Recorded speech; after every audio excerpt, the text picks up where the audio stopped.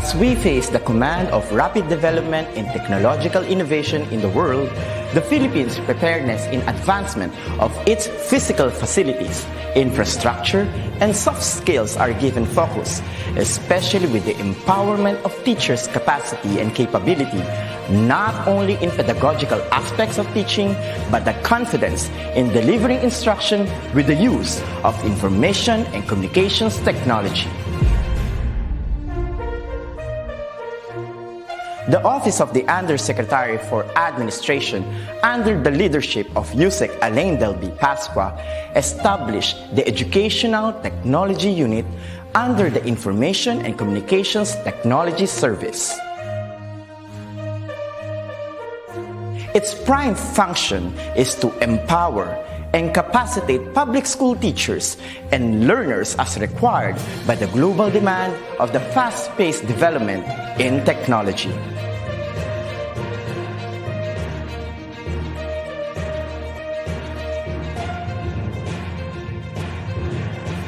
The task of the Educational Technology Unit is to promote and solidify the innovation and digitization projects that will support the requirements of the K-12 curriculum in delivering quality, accessible, relevant, and liberating education for all.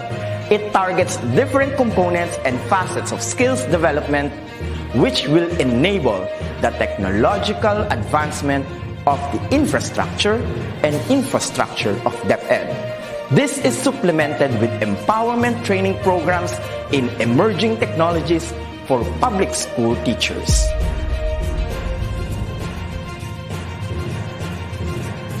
The programs of the EdTech unit target the emerging pedagogies focused on open educational resources,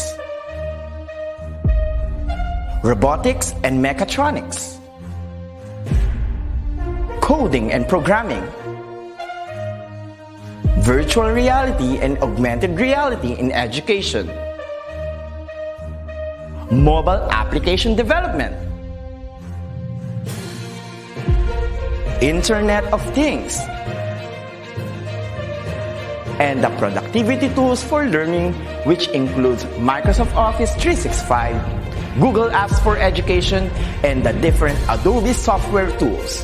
In addition, the maneuver of in-house applications such as the DepEd Commons and the DepEd Learning Management System is under the flagship of the EdTech unit.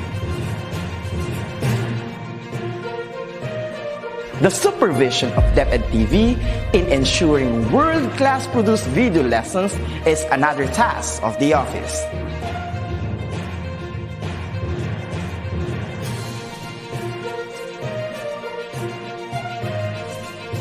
Lastly, the conduct of free online tutorial session, coined with the term eTulay, is a bridging program to support learners and parents in answering the self-learning modules pioneered with the initiative of the ICTS-EdTech unit. A teacher's influence is limitless, bound with the heart for service and dedication to fulfill the greatest mission to educate the young. The ICTS Educational Technology Unit will be there to promote, to empower, and to inspire Filipino teachers and learners as we grow as a tiger in the region, hitting our target as one of the best in educational technology. Come on and join us as we make our dreams into a reality. Sama-sama tayong lahat tungo sa iisang layunin. Simulan natin ang pagbabago dahil tayo ang mga gurong magtatayo ng makabagong DepEd. Sulong Edukalidad.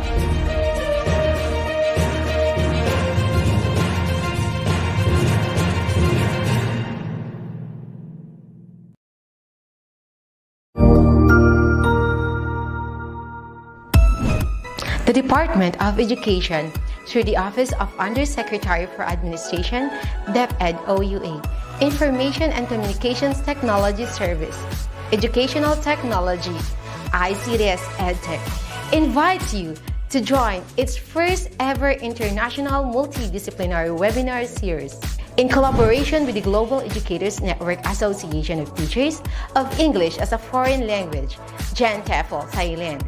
This 3-day webinar series will gather experts and specialists from different areas of study and from all parts of the globe to equip and empower educators in their areas of specialization, integrated through educational technology.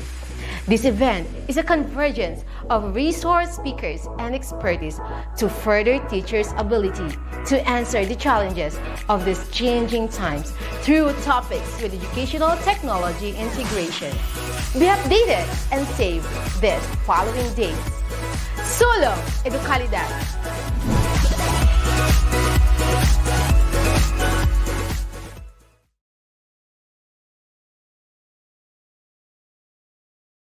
To our second day of our virtual International Multidisciplinary Webinar Series 2021. We are thrilled to start this brand new day with a new roster of resource speakers that will talk about topics from various areas of studies and disciplines. Have you used the hashtag EDUXGenTFL 2021 in your posts? If you have not, do not miss out. Use the hashtag so we can feel that you are one with us. That is right, partner. Though we are from different parts of the country and of the world, we can feel that we are in this together through your warm presence on the social media. And as I searched for the hashtag partner, I saw a lot of posts coming from our educator participants yesterday. So thank you so much for cooperating with us and making us feel loved through your posts. Yes, and before we proceed with our first speaker this morning, we will be posting the evaluation links for our speakers yesterday, together with the speakers that we had in the afternoon. Okay, so I think, partner, that they should really wait for the registration link because it will pop out anytime throughout our webinar session. Yes. So you really have to tune in and listen to our speakers today. Okay, so we will be posting right now the evaluation links for our speakers yesterday.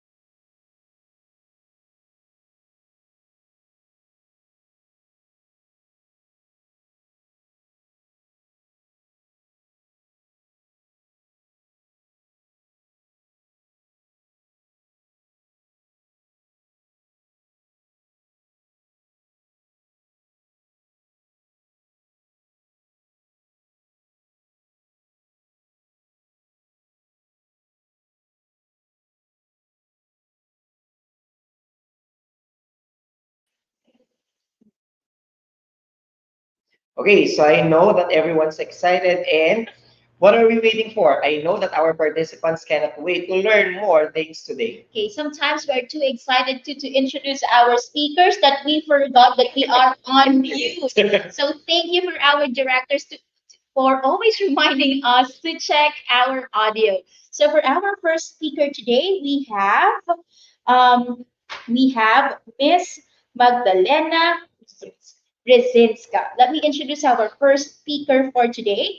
Magdalena Brzezinska is an instructor and a lecturer at the WSB Banking University in Poznan, Poland.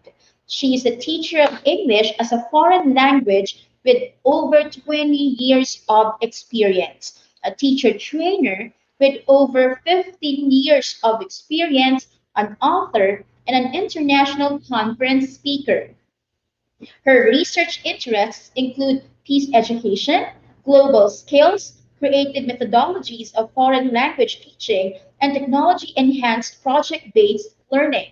She is membership officer for the Visual Arts Circle and the Trainer Special Interest Group Chair for GENTEFL. She collaborates with the British Council and takes part in professional development programs of the Harvard Graduate School of Education. Her most recent publications include a chapter into the technology woods, technology enhanced project based learning with teenagers in S. Marvini and D. Seri as editors, and English for 21st Century Skills, Berkshire Express Building. That's the title of her book. So, ladies and gentlemen, without further ado, here's our first speaker, again, Miss Magdalena Brzezinska.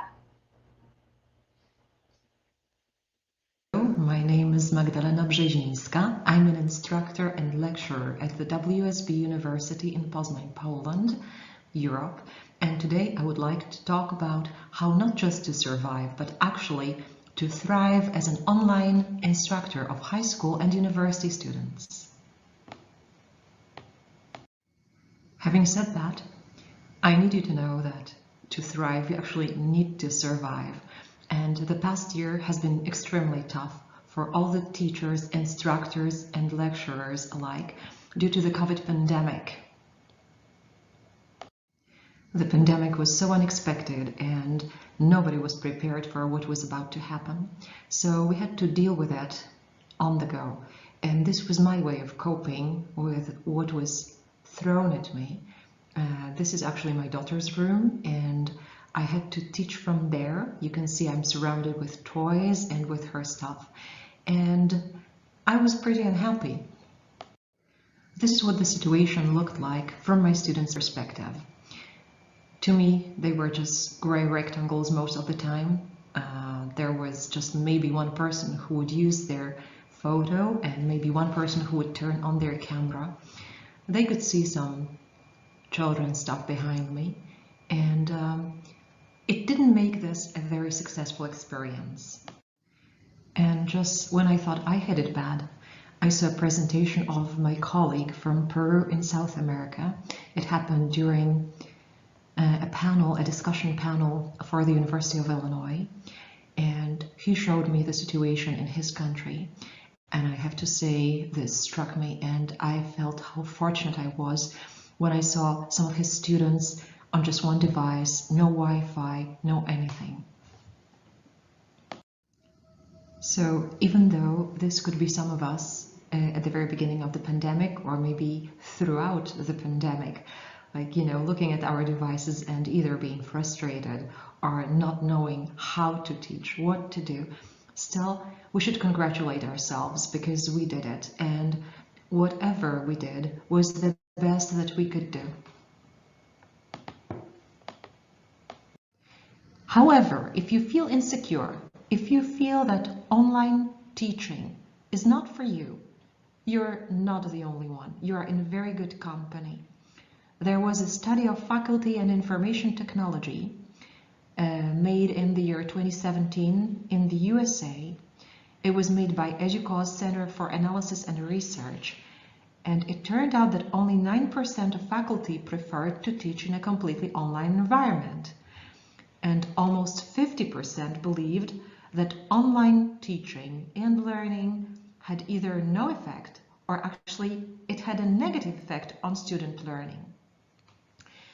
And 41% of those who preferred to teach in a completely online environment still disagreed that this type of learning helped students learn more effectively. That's interesting. When the same study was repeated after 2 years in 2019, still only 9% of faculty preferred to teach mostly or completely online, so this number didn't change.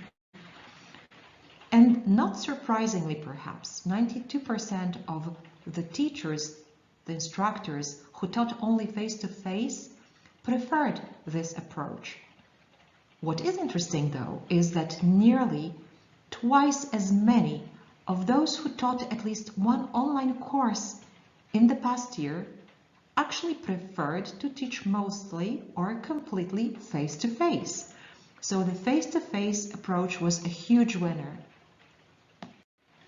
If so many educators are actually against teaching online, or they don't feel comfortable teaching online, and yet we have to do it because we are forced by the circumstances, and maybe this kind of teaching will stay with us for a long time, how do we try to change that attitude? Or maybe how do we change that attitude? What Caitlin Tucker would tell us would be that we should design student-centered lessons and we should prioritize community. Why should we do this? We should because learning at its very core is a social endeavor.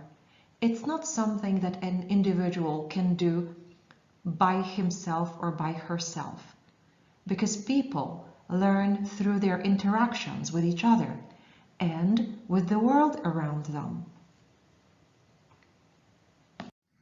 This year I was very lucky to take part in an excellent class offered by the Harvard Graduate School of Education. This was the professional development program entitled The Online Classroom: Strategies for Higher Ed Teaching and Learning, and it took place in March 2021. There, what was recommended was the Community of Inquiry Framework, which was a model for online and blended learning by Harrison, Anderson, and Archer. And within this framework, we could see three interconnected presences: the teaching presence, the cognitive presence, and the social presence.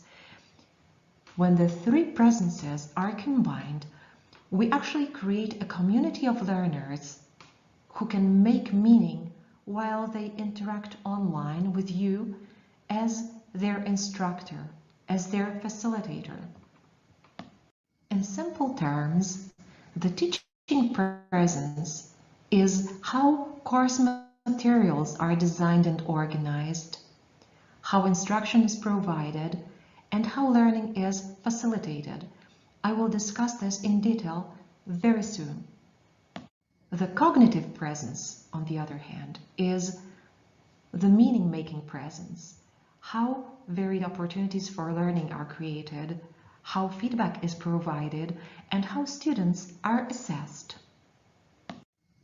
The third important aspect is the social presence, and this is exactly something that all of us are missing during online education. This is how community and informal social connections are built, so a lot of attention needs to be paid here as well. So how do you actually recreate your regular course to make it a successful online course? Well, as Stephen Covey would say, you should begin with the end in mind. But also, what you should begin creating the three presences with the end in mind: the teaching presence, the cognitive presence, and the social one. Remember, it is not you who is the most important.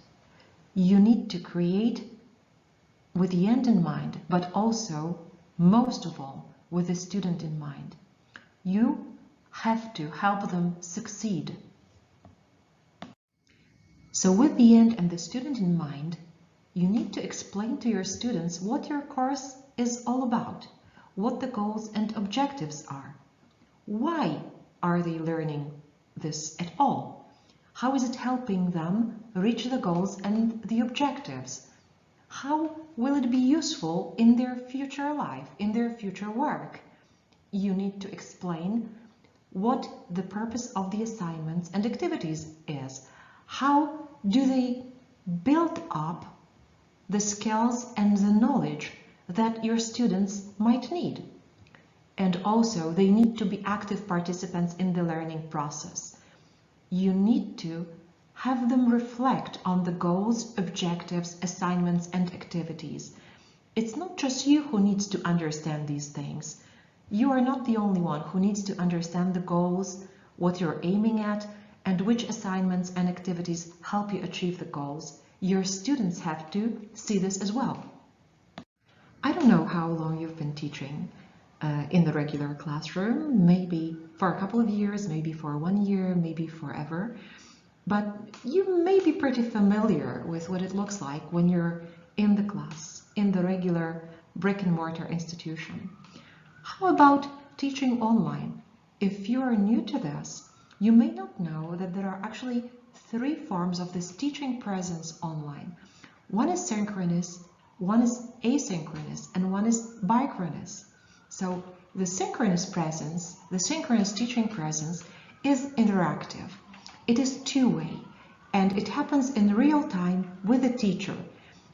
Maybe you've used Zoom or Teams or any other such platform. This is synchronous. Asynchronous is virtual through pre-prepared resources, but there is no real-time teacher-led interaction. So it makes it quite flexible, but also a bit impersonal. There is also the bichronous one, which may be actually, in a way, quite satisfactory because it's a combination of the two, of the synchronous instruction and of the asynchronous instruction. Since students, just like us, are social animals, and I've already stressed how important it is to create the social presence, you can also be interested in the fact that Martin, Polly, and Ritzhaupt in the year 2020, they actually discovered that when synchronous communication features are integrated with asynchronous features, the online course is much more engaging. It increases learning outcomes, positive attitudes, and retention. So actually, synchronous elements are very important because they make students want to stay. They make them want to learn. If synchronous instruction is desirable, how do you make it effective? How do you make your students want to come to your class? Well, first of all, you need to make them feel welcome. You need to make them feel noticed. You should know their names. You should also know how they feel. And you need to be positive. You have to make students believe that they can succeed, that it's not that they are here to complete a course and that it's difficult, they are in very unexpected circumstances. They can actually succeed with your help. To do it, you need to make sure that your students understand the technology and the tools that you're using. So it's really worthwhile to sacrifice the time, to maybe even sacrifice the whole class to teach them how to use the technology and the tools that they are supposed to use in the future, because this will make all of the following education much easier. You also should remember that learning is a social endeavor, so you should create opportunities for collaboration. This can be project-based learning, this can be group work, this can be pair work, this can be working in teams, working in breakout rooms. They should collaborate, and you need to be present and engaged. You are there for them. Even though asynchronous instruction may not be all that attractive for your students, and it can be even a little bit maybe discouraging, you should try to make it effective. And to do it, first of all, please put yourself in your students' shoes. Don't look at your course, your asynchronous course, as something that you understand because you are the instructor. You should see it with your students' eyes, because your student is the one who is supposed to profit. So you should organize your course content well and intuitively. When you look at it, do you know where everything is? Do you know where to look for things? Do you know which assignments are supposed to be done? And ideally, you should also make this course visually appealing so that the students want to be there, want to look at the material, want to learn. Because there is no way to provide clarification, to answer your students' questions in real time, for them to ask, for you to provide some guidance, you need to be as clear and specific as possible. And you also need to provide a lot of feedback at all times when there is still time for your students to adjust their approach, to correct their work. So be very clear, be very specific. See if your students can understand everything that you want from them, if they can understand where to look for things. It's also good to personalize your course. It's good if you make it unique, if it's not generic, if your students know that you added something from yourself. And there is a temptation that if this is asynchronous, you want to give your students as much material as possible. Don't do it. Do not overload your students. Even if you have a lot of material to cover, you know, we are human beings, and apart from just studying, apart from being students, learners, we also have other obligations. We also have other tasks. We are also community members. So in the difficult times of the pandemic, when they may get sick or they may take care of a family member, just remember, even though you need to cover the material, do not overload them. Do not dump as much on them as you can, because they will get overwhelmed. So the keyword here is, in online education, simplify. Simplify, make it easier. Remember, your students are human beings, they get overwhelmed, so use intuitive platforms and tools. Make them as understandable, as easy as possible. Also, for the sake of any student, not just students with learning difficulties or disabilities, try to use or make, ideally, accessible materials. So use captions or transcripts for videos, use some alt text for photos or for pictures.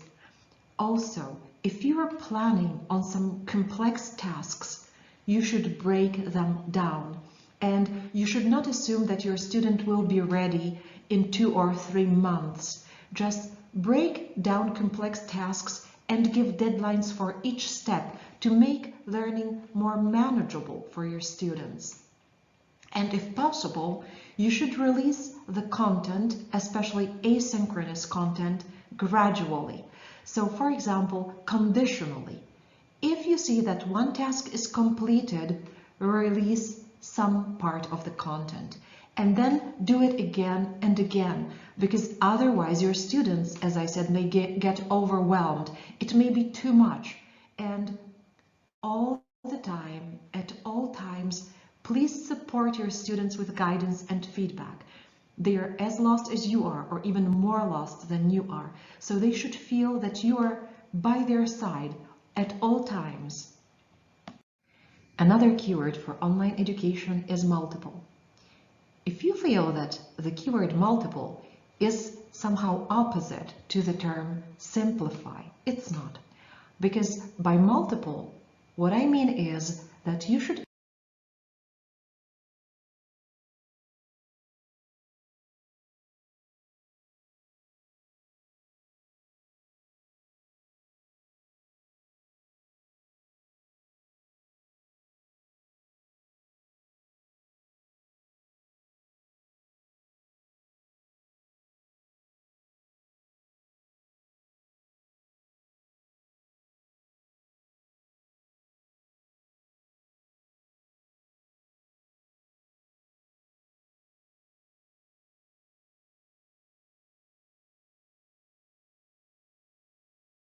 too many visuals, interactive tools, and learning activities. Well, many, but not too many. This is the way to go. And also, your students need to feel that they are agents, that they are not just passive, that they are not dependent on you. They need to be independent. They need to be accountable for their work. So please give your students many choices. Maybe the same task can be completed in a number of ways. Maybe it can be presented as a PowerPoint presentation, maybe it can be written down on paper. Just give your students many choices. If they have access to Wi-Fi, to devices, that's fine. But you also have to assume that not all of them do. And the choices may make their life easier. And as I said before, please provide frequent and timely feedback. Your students really need it, now more than ever. You already know that the cognitive presence is one of the 3 vital presences in online education. This one can actually rely on project-based learning, which is an excellent way of making meaning through interactions in groups. Group meaning making. And for this, you can actually use certain tools that are listed here. Tools that facilitate joint research,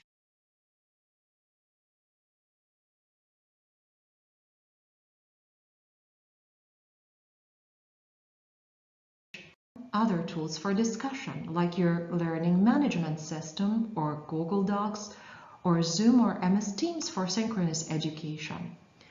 Group meaning making can also happen through collaborative tasks, and these can be performed via Google Docs or Google Forms or Google Slides.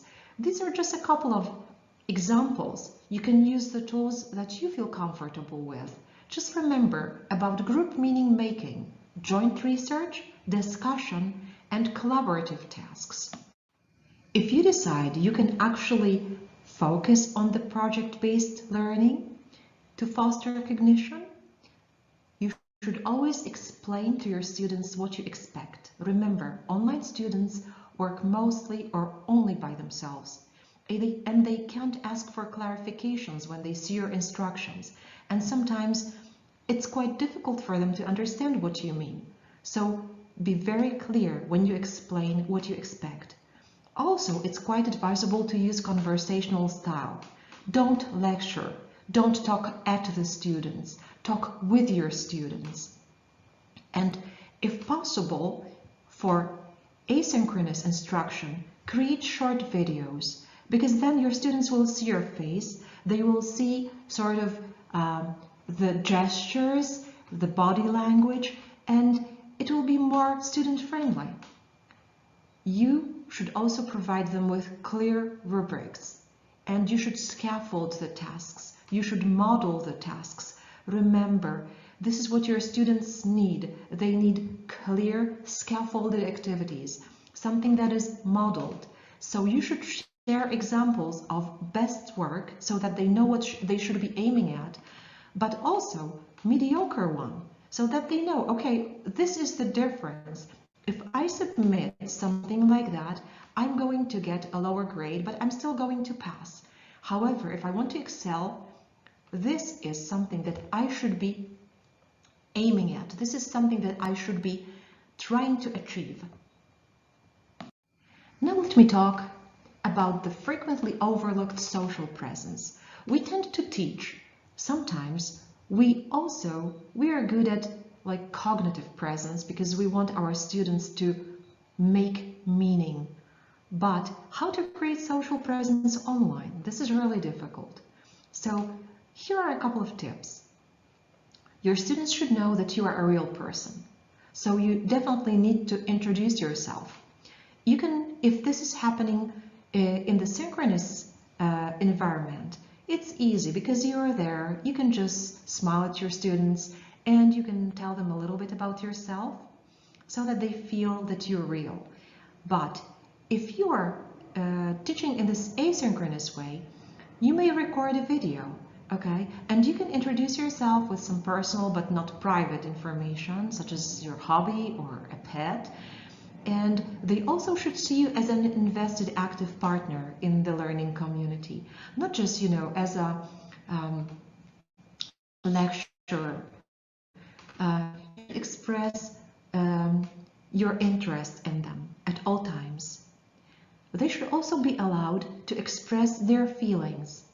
One of the ways to do it is through emojis. So for example, if your meeting is happening in real time, and this is synchronous learning, don't forget about emojis in the chat box. The way I do it is I sometimes start a class and I say, okay, so how are you feeling today? Put your emoji in the chat box. And sometimes, just wonderful things happen after you see how your students feel, because you can react to that and you can make them feel respected, noticed, and liked.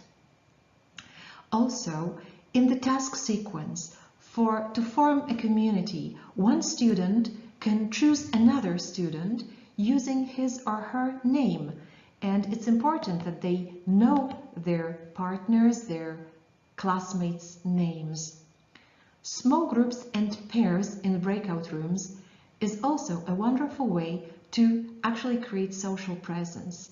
They interact in groups and in pairs, but without you present all the time.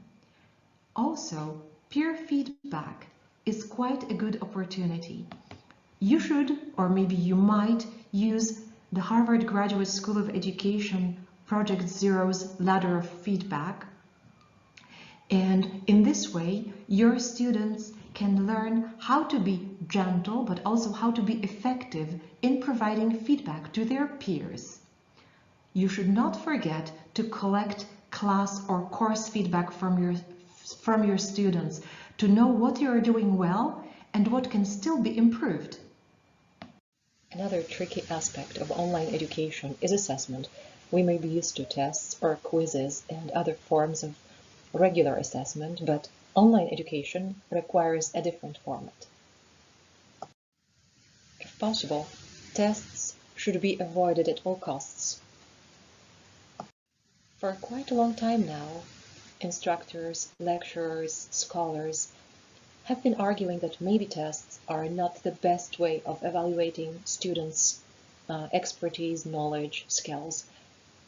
So one of the alternatives here would be authentic formative assessment, and this should be aligned to our learning goals.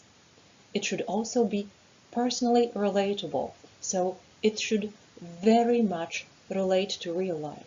It should be culturally relevant. It should be flexible, clear. It should be negotiated with the students. You're not the only one who actually should be responsible for this assessment. Your students should have a say. Also, frequent formative assessments should be part of your teaching routine. It shouldn't be just one assessment. Formative assessment is called formative for a reason. By constant and gradual assessment, you just show your students what they have already achieved and what is still to be achieved. Also here, you can do two things. You assess both the content and the content knowledge, as well as student engagement. Some examples of authentic assessment may be the following. For education majors, for example, they can create a lesson plan or they can create a classroom management plan, and you evaluate their understanding of the concepts and you evaluate their knowledge on the basis of the lesson plan or the classroom management plan. For nursing majors, they can evaluate a patient's health or they can create a patient care plan. For business majors, they can create a report on remote education in the times of the global pandemic, for example. How about computer science majors? They can create a website. So, using these tasks and these examples of authentic assessment, you can actually see if your students mastered the knowledge and the skills that you wanted them to. Another way of assessing your students can happen through games and quizzes. You know that most teenagers and young people actually love games and love gamification. So here you can use quizzes, or Kahoot, Quizlet, TED-Ed, or Khan Academy. And in this way, through games and quizzes, you can see if your students actually achieved the goals and the objectives that were required of them. Here you can see some recommended reading. A lot of it can be accessed online for free. and I think that it will be inspiring in many ways. But if you were to read just one professional development article, please make it How to Be a Better Online Teacher by Flower Darby. This is an excellent paper on how to improve your skills and how to actually thrive rather than just survive as an online educator. I know firsthand how overwhelming online education can be. So let me just give you a handful of useful tools. Not a lot, a handful. For all classroom tools in one place, think of Class Dojo. For a whiteboard, think of Microsoft. For video-based lessons, TED-Ed. If you are looking for a free platform for science education, think about Lab Exchange. If you want to create customized resources easily, Wordwall may be a solution. For visual learning materials, ThingLink. Then there is a timeline maker, a video discussion experience, gamified quizzes and interactive lessons creator, a game-based learning platform, and a visual pinboard. I'd like to sincerely thank the Department of Education and the Global Educators Network for this amazing opportunity and for the invitation to become a part of this webinar series. I'd also like to thank all of you for kindly listening to my tips on how to thrive as an online educator. Should you have any further questions, please don't hesitate to email. To be awesome.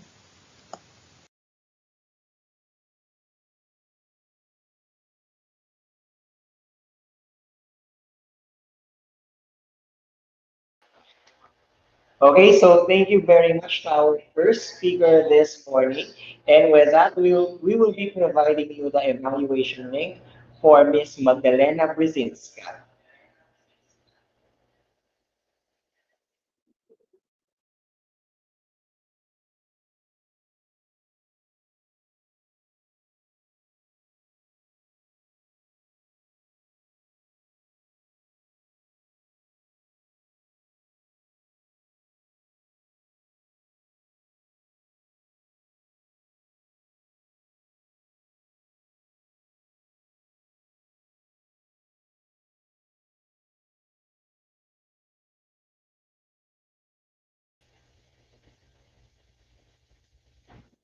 All right, our dear participants, don't forget to answer the evaluation form by using the link that you can see on your screen or scanning the code there on the deck or on the slide deck.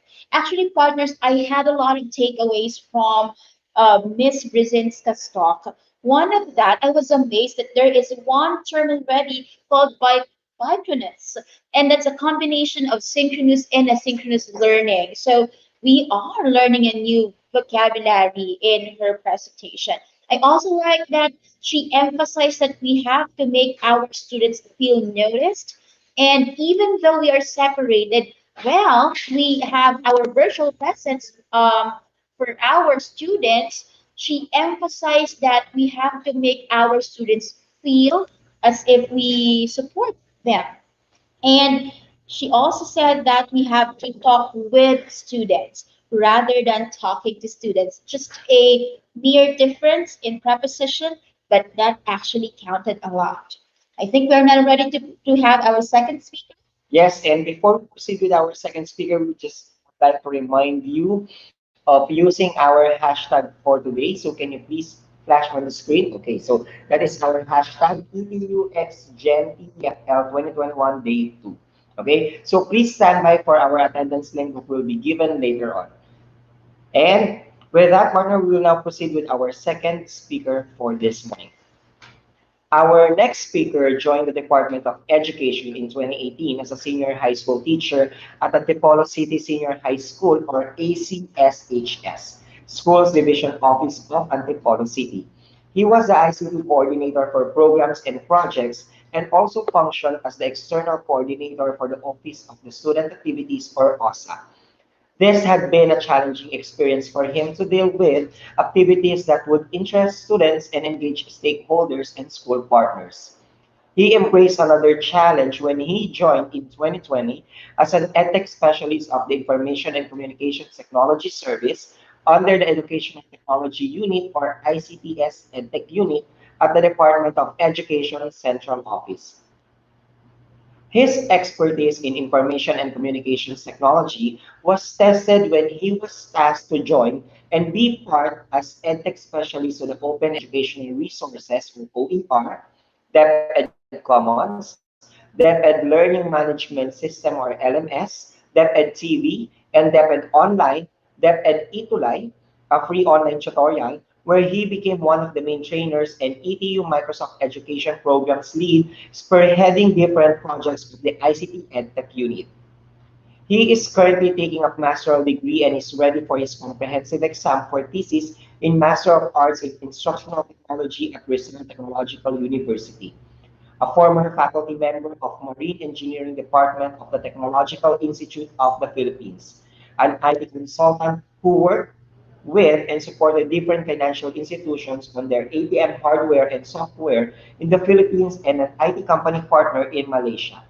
A curriculum development specialist and technical trainer for Power Max Center Education Business Group and Training Department, and currently being the ETU Microsoft Education Programs lead, had prepared him to understand better the way people learn, hone their skills, and taking the lead to collaborate. This made him as the initiator of the Tech Talks and Me Tech Talk webinar series every Saturday, copying on the very popular TikTok fancy to reach those interested in technology. Sir Madge, as he is fondly called, became a Microsoft Education Ambassador, Microsoft Innovative Educator Expert, Google Certified Trainer, Adobe Creative Educator, and a certified Apple teacher. Believing that integrating technology when facilitating learning can be more meaningful when personalized and made purposely for the learners. For him, strong support and collaboration with the school stakeholders to achieve organizational goals is a must. Ladies and gentlemen, we are proud to present to you one of our EdTech specialists here at the ICTS Department of Education Central Office. Ladies and gentlemen, Mr. Mark Anthony Hamis.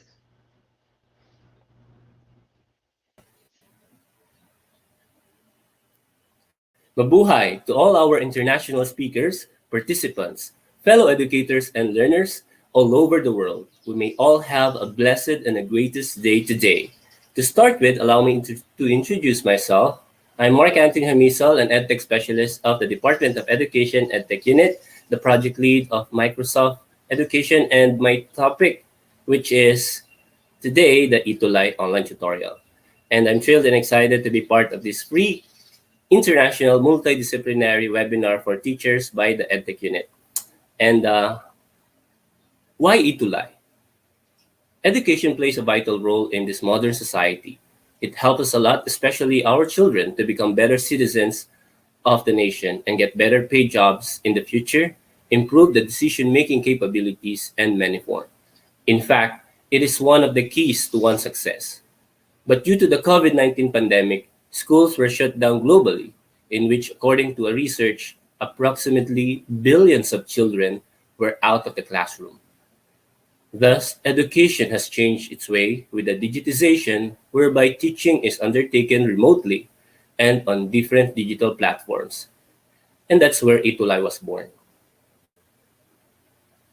The Department of Education launched this free online tutorial platform for our learners and parents, and we called it Itulay. It is facilitated by our outstanding expert educators, which aims to improve the quality learning experience in the distance learning setup. It is spearheaded by our Department of Education, or DepEd's ICTS, Information and Communications Technology Service, Educational Technology Unit. Itulay was derived from the word play of ETU and Itulay, which means to bridge. And yes, our overall goal is to bridge the connection between our parents, teachers, and students for continuous education and fill in the gaps learning through web-based education system and online tutorials, despite the challenges we're encountering due to this pandemic. Headed by our ICTS EdTech unit head Mark Anthony C. At the start of 2021, the initiated program aims to empower and give our parents full confidence in assisting their children, help our learners to fully understand the modules, and help teachers in further explaining the lessons. As part of the EdTech unit and as a teacher as well, I would say that the program was not a piece of cake. It was not that easy setting it up because we have to come up with great ideas and creative ways in teaching to ensure that the information that we are giving were properly conveyed and clearly delivered and absorbed by our learners. And also to assure that understanding everything we have discussed in spite of some economic issues they are encountering on their end, most especially connectivity and accessibility issues. As we know, students from the remote and rural areas with slow internet connections would have a hard time reaching with us and sustain the learning hours since aside from having limited resources, most of them experience buffering and laggy streaming experience most of the time. And that's, I think, is the most challenging part. But I also think that this is the main reason why we have this program, why we need to work hard to sustain the connection by building a bridge, and that bridge is Itulay. So how this program works? With our Itulay, we use the StreamYard and broadcast it via Facebook in different channels, and like our DepEd EdTech unit, DepEd Tayo, DepEd Philippines YouTube channel that will allow our students to replay and review the lessons. Yes, they can watch us live and they can watch it or watch our session in a replay. And the lessons are delivered in a tutoring format with virtual and detailed presentations from the tutor itself while guiding them how to answer exercises and explaining the details of the lesson. Since it's broadcast through Facebook, it's more likely interactive. And it's a requirement in our Itulay session that it should be engaging. The students can ask relevant questions if they want to assign tutor to the assigned tutor of the day for the specific grade level and subject matter for more effective learning.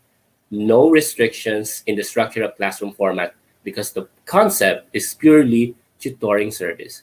Like for example today, let me ask our participants, can you type in a heart emoji or heart icon if you have already had the chance to watch one of our Itulay sessions, or if you already heard our Itulay program? So type in our comment section a heart. Right. So thank you so much for that hearts. And you may also use our hashtag Itulay. It means that you are also familiar with our program. So heart icon and hashtag Itulay. Right. So thank you so much for your response. And I hope that this also interactivity will be heard by our international participants, how Filipinos really support one another. And this hashtag Itulay and your heart will be heard across the country, the globe, that we are really into bayanihan. The teachers here in the Philippines really are really supporting one another. So thank you so much. So again, it is interactive. Learners participate. Participation is really obvious in our online tutorial, and they can submit, and the tutor can give additional tasks where learners can submit it afterwards. And it is scheduled. With the team's cooperation, we were able to properly schedule the assigned subjects per day and posted it in our Facebook page so students could also get notified about it. And here is our table of schedule of our Itulay, wherein we begin at 9 in the morning and until 7 in the evening. From 9 to 12, we have our morning habit every Monday, Wednesday, Friday, and for Tuesday and Thursday, we have our special education and our MAPE for Tuesday, and Edukasyon sa Pagpapakatao every Thursday, like our Good Manners and Right Conduct before, so GMRC. And yes, in Wednesday as well, we have our mother tongue-based multilingual education, where we have our Tagalog, Ilocano, Cebuano, and Kapampangan offerings. And every Friday, we have we call this Business Friday. We have our EPP, Home Economics, ICT, PLE, and we even have PLE extended, because we all know we do have a lot of PLE subjects. And at 1 o'clock, we have our subjects: science for Monday, English Tuesday, Filipino Wednesday, Araling Panlipunan or Social Studies and every Thursday, and Mathematics every Friday, from grade 1 to grade 10. And at 4 in the afternoon, we now have our senior high school offerings, and that includes also special programs, which later on I'll be sharing with you as well. And at 5 in the afternoon, we call it 5 p.m. na, ALS na. So you can use the hashtag ALS, type in the comment section, 5 p.m. na, ALS na. So we begin our alternative learning system program at exactly 5 o'clock in the afternoon. And also every Friday, we also have our ALS mobile, wherein one of my co-EdTech specialists, Sir Ariel, travels and visit a ALS community or ALS center from different parts of the country.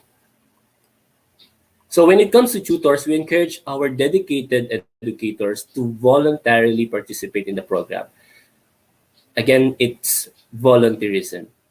Our tutors do not have, or we didn't give any monetary amount to them. So they are really dedicated, and what I believe the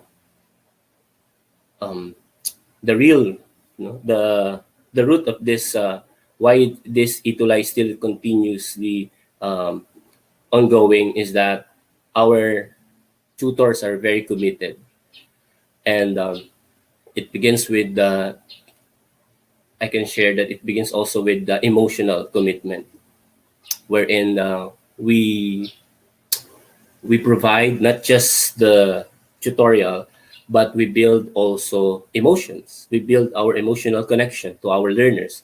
And that is, for me, is priceless, right? So that's volunteerism. As you can see, since Itulay is purely tutorial, our dedicated tutors are highly encouraged to work at their convenience in an adequate location. No restrictions in the classroom, again. They also encouraged to use learning materials, props, and other visual representations in order to teach the learning content. These materials are tremendously helpful for building rapport and getting their teaching point across, in which beneficial for both tutors and students. As you can see, based on our images here, how resourceful our tutors, how creative they are, and how dedicated they are and passionate they are in terms of delivering our Itulay online tutorial.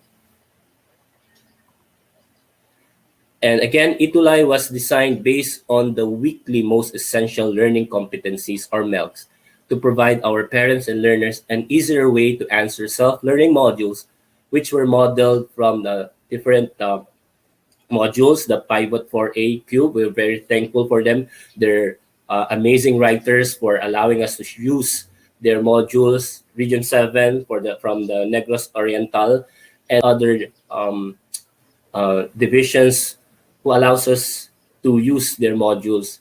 And again, these modules are available through our DepEd Commons, which is also free for access, and our parents and teachers and learners can download the modules through their mobile phones, even without a data or load on their phones. So while the said initiative encouraged learning of the topic and mastery, of course, our academic subjects, it also focused on having different special programs. And these special programs can make our learning more comprehensive for our learners.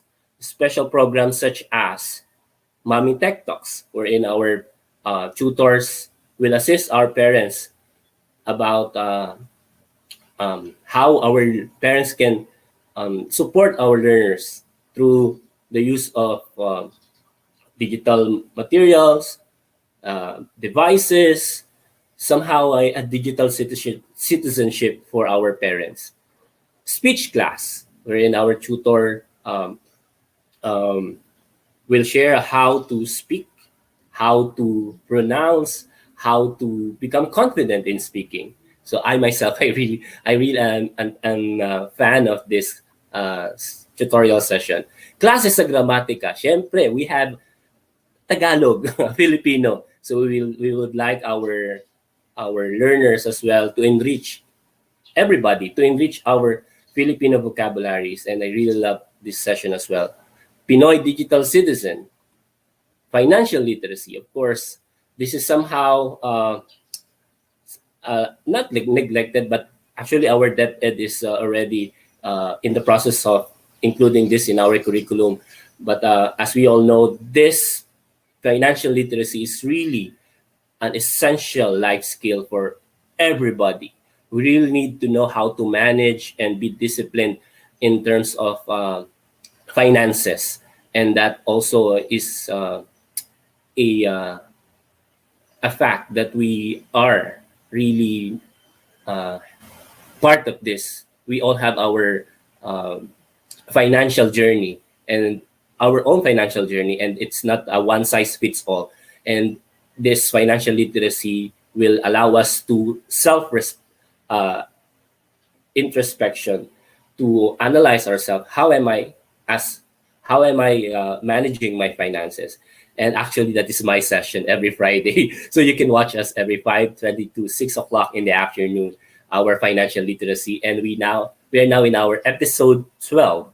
Yeah. So I'm excited to share this and to invite everyone to join our special programs. And we also have our coding and robotics. As we all know, it's if I look back 5 years ago, when I hear this coding and robotics, it's only for rich kids, of course, who can afford the session for coding, because I had the opportunity to work in a company that also offers tech tools and advanced tools like this coding and robotics, and it's only for our rich clients or those who can afford the clients. And now we're offering it for free here in Itulay. So that is why I'm very passionate about this program. We also have, of course, as mentioned, not only academic subjects. We would like our learners to be holistically prepared and uh, um, ready for the future. So reading remediation as well, because reading is really important, no, for our young learners to develop. This is really the foundation of their education, the reading remediation, the math remediation, storytelling. Yeah, right. So this is actually one of also my favorites, because of the fact that our tutors really spend a lot of time to prepare, to research about the story that really fits the K to 3, the grade 4 to 6, and prepare for their props, even the the background music, the materials, the media that they're going to use, and of course the voice, no, their voice talents. That is why I'm really amazed and at all while watching their episodes. And again, we also offer the special education and the alternative learning system. Yeah, right. So as of June 19, 2021, here are some of the highlights of our program. We already have 172 tutors, empowered tutors, motivated tutors, and inspiring tutors. And we have 159 programs, including our special programs, and more than 2,200 recorded videos, which will be uploaded which are uploaded in our DepEd Commons. And soon you can watch our episodes in digital, in a signal channel, in a TV channel. Yes, you heard it right. We are preparing our videos, and this will be available through television. soon, and watch for our announcement. And I'm happy to say, if I reported last March, we had our 10 million reach. Now we do have 26 million reach in our DepEd EdTech unit Facebook alone. So not to brag, but again, as mentioned, I'm really passionate about this program. And apparently, Itulay program was built not just only for learning purposes. However, it was also created to promote camaraderie, teamwork, and friendship. It's again, this is only some of our pictures that will portray or speaks to itself that we tutors are like a family. And I'm happy to say that this team, that is why it is still here, the Itulay, because of these people who continuously support one another and continuously build teamwork and friendship. And with Itulay program, participative students can confidently show off their hidden talents, artworks, and creativity by uploading their outputs in our social media. By the way, we have our DepEd Itulay Facebook group and our tutor match. I have my own Facebook page, and where our learners can upload and send their outputs, and this help our learners to feel more valued and appreciated by their tutors and by their teachers as well. Right, so amazing, right? So this is also not possible without the support of our dear parents. Just like this, our Chuti and Mother tandem, Chuti Callen Cole Villarino and Mami Rosario Villarino from SDO Caloocan Morning Breeze Elementary School. So let's watch this short video. Magandang umaga po. Sa inyong lahat. Kami po ay mula sa Morning Breeze Elementary School. And I am Kaylin Colverino, and I am a grade 1 student under teacher Joyce Regunay. Yan. Despite na nagkaroon tayo ng pandemic, no? Nagkaroon tayo ng lockdown, ang learning ng mga bata ay hindi na-stop. Nagkaroon tayo ng iba't ibang ways, katulad ng module, online class at itong Itulay. Nagpapasalamat kami sa Itulay kasi malaking bahagi siya ng pagkakatuto ng mga bata. Ano ka nang natutunan mo sa Itulay? I know how to spell, and also I enjoy singing with her, and I am proud when I get something right, and I am the one who just writes everything, and when tutor Felisa says, lagay mo ang heart pagtapos na ka. I do that. And here's one song. Ano tunog na datang L, datang L, datang L. Ano tunog na datang L. Because Learning is fun. yun. Kaya hindi ka lang basta natututo, nag-e-enjoy ka pa. Kaya sa Itulay with Tutor Felisa, maraming salamat po. Patuloy po natin itulay ang kanilang kaalaman. Maraming salamat po. Paalam. Paalam sa'yo. Right, so wow, thank you, and I really love the message, and it's really cute. So can I have a heart from our online participants? Type in our comment section a heart emoji or heart icon to show or to express how you are enjoy and feel the message of our Chuti and parent tandem, Chuti Callen and Mami Rosario. Thank you so much from the bottom of my heart. I really appreciate the support and love for our tutors. And again, home could be more a conducive learning environment if our parents are participating as well, with them sitting beside their children while in tutorial session, while they are watching our Itulay. Students could focus more on the lessons, exchange ideas, and properly guided for their learning modules. And again, since Itulay is highly interactive, parents as well are also encouraged to give feedbacks, comments, and suggestions for the improvement of the learning habit of their children. Another cute video here from one of our participants sent by one of our tutors, Tutor Roma, and couldn't resist to play this. And again, we have our parents' consent that allows us to watch this very cute video. Let's watch this.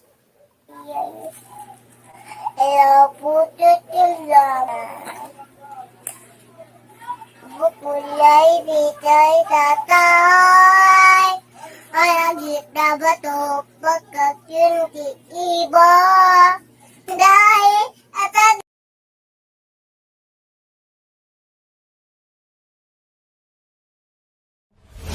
Year 2020. You started to defy limits. Ating tuklasin, obra! Lagi mong gamitin ang iyong isip at kilos loob. Proving that education knows no boundaries.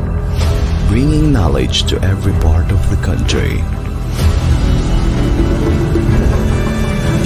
May kulang ba sa akin? May mali ba sa akin? Pangit ba ako? Magbasa, magsulat, makinig at maghaya. This 2021, as we come to a year of DepEd TV, of turning dreams into reality, of courage to initiate and innovate, of passion that goes beyond tradition. We proudly present the first ever DepEd TV Awards. Outstanding Teacher Broadcaster Awards.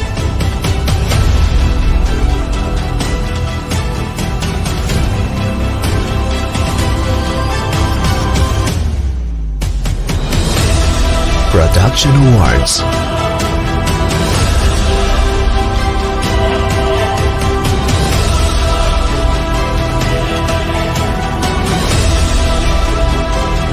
Special Awards.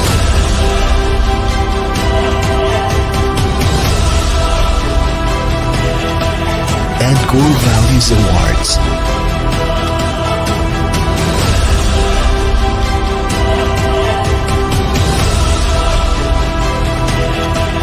A night of excellence and gratitude. This is DepEd TV Awards, coming in August 2021.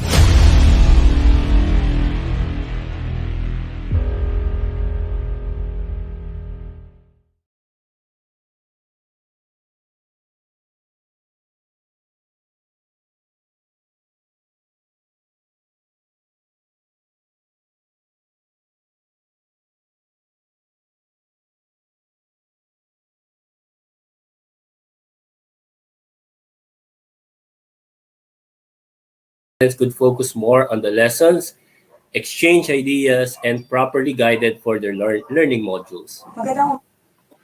And again, since Itulay is highly interactive, parents as well are also encouraged to give feedbacks, comments, and suggestions for the improvement of the learning habit of their children. Another cute video here from one of our participants sent by one of our tutors, Tutor Roma, and couldn't resist to play this. And again, we have our parents' consent that allows us to watch this very cute video. Let's watch this.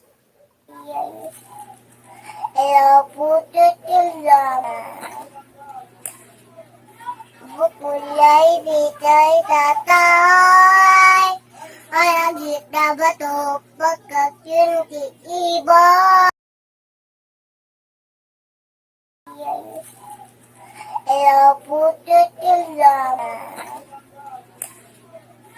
Bukulay bigay tatay ay agit na bato pagkakyun di iba dahil at aging inanay ba ay lalaya ulong nakita mama alupin abuto mo'y na ba na buhay ko ay tapipiti at malamot po ito lama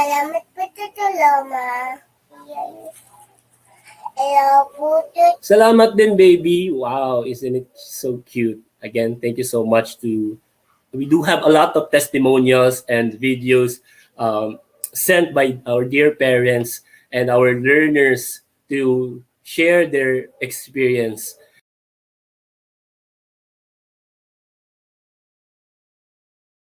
messages from coming from our duties, and um, it entails us to really work hard and to really improve our Itulay tutorial.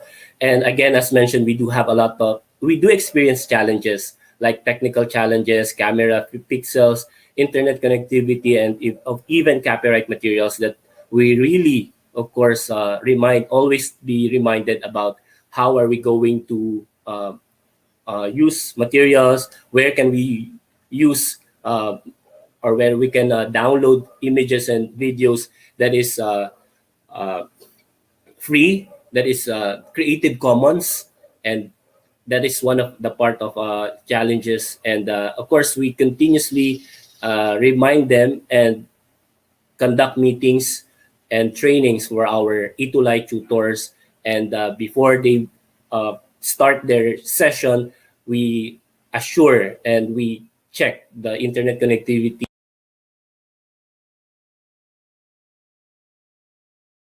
Itulay tutors. And at the end of the day, we still have our feedback time, and we really ask our tutors to watch their session and to self-critic themselves so that we will continuously improve.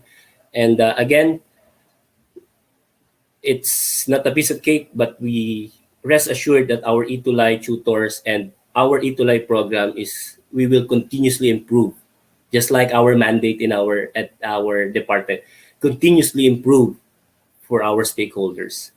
Right? So we do have future programs and projects such as the upcoming school year Itulay Awards, wherein we're going to recognize our tutors, tutees, and even our schools and teachers who actively participated in our Itulay sessions. So watch out for our announcement for the link. How are you going to nominate and to vote for our awards, the Itulay Awards? And again, we will intensify our alive tutorials for our madrasa education. So I highly would like to invite our Muslim brothers and sisters if you would like to be part of the Itulay online tutorial. So later on, I'll be sharing a link. And of course, again, our special education as well. We will also intensify this program. And later on, I'll be sharing again the link. How are you going to apply to become part of the Itulay online tutorial? And it is also a must that we need to intensify as well our social media campaign so that our teachers, learners,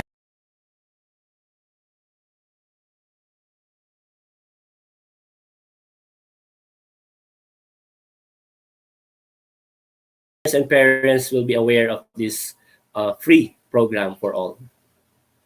And more linkages with more partners and social organizations to support our program. And of course, this will only be possible if we're going to share our hashtag, type in hashtag Itulay so that we will be heard, and our program will be realized by our partners and the community. And since it's almost the near of our the end of our school year, we will still continue to have our Itulay session, and we will have our Itulay summer camp. And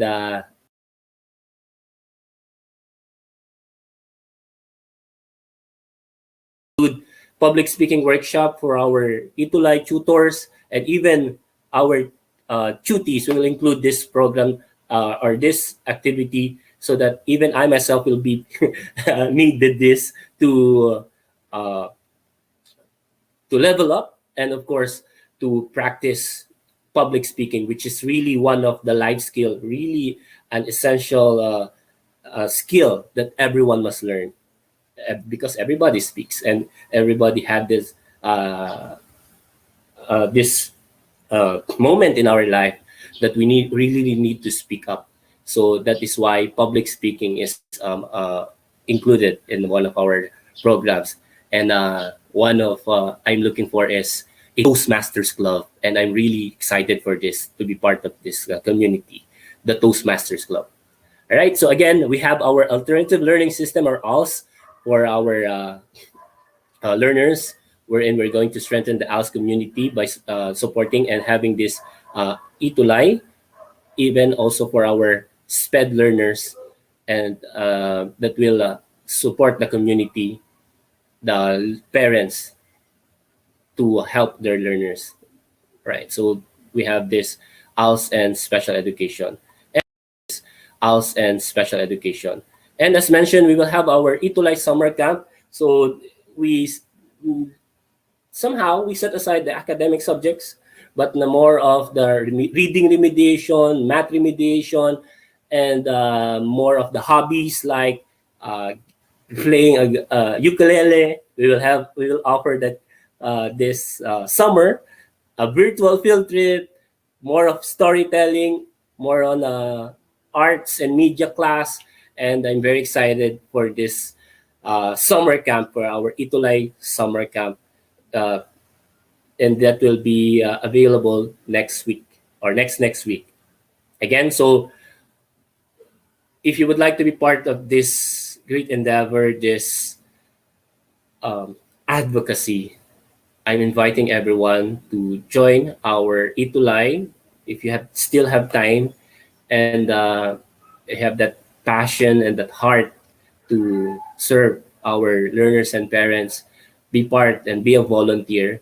You may type in tinyurl.com, E2LI apply, and we will contact you as soon as we have these available program or subject for you. And may my request would be, if possible, to check if you have a somehow a stable and internet connection. Of course, those are the requirements since we are having our E2LI sessions at home, and to make sure that we have a conducive and well lit and stable connection, and all the available technical materials for you to deliver the E2LI session. So if you have those minimum requirements, go and apply and be a volunteer of E2LI. So, and that's our team, our E2LI team, and I'm very proud to say that this is really a dream team. And we have our assistant project lead, Sir John Wilbur, and my partner in ALS SPED, Sir Ariel, and our E2LI director manager, Ma'am Joy Salazar, who manages the people who are directing our E2LI, and yours truly, the project lead of E2LI. And of course, I'm very thankful to be part of the EdTech unit, and to be given this the task, and that I'm really passionate with, which is volunteerism, and to really support our teachers and learners. And that's what E2LI is all about. It's not just an online tutorial or tutoring service. It's a bridge that fills the gap between you and your dream, a bridge that will connect you to your dream despite the changing world. And I couldn't agree more with what our secretary, Leonor Magtolis-Briones, said, that whatever is happening in the country or in the world, whatever challenges we are currently facing or will be facing in the future, education must continue, because education cannot wait. Our learners cannot wait. That we must continue with the process so we can give more hope and continuity and have better contribution to the normalization of activities in the country. This E2LI initiative is one of the many steps being taken by the DepEd to ensure that this transformation happens for the benefit of our learners. So I'll be ending my session with this quote from Steve Jobs. The only way to do great work is to love what you do. If you haven't found it yet, keep looking. Don't settle. Our E2LI is a labor of love, a bayanihan act by compassionate and visionary teachers. Let us continue to unite to achieve our common goal. Sulong edukalidad. Again, can you repeat it with me? Sulong edukalidad. So I'm Tutor Madge. Let's make teaching memorable, amazing, and joyful for our learners. Thank you so much and have a great day.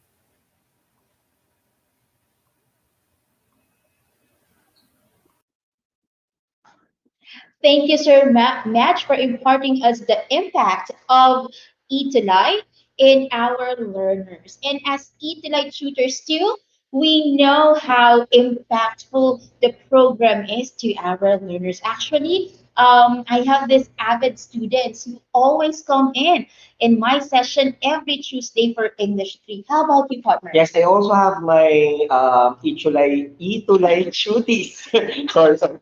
So Itulay Cuties, I think that's John.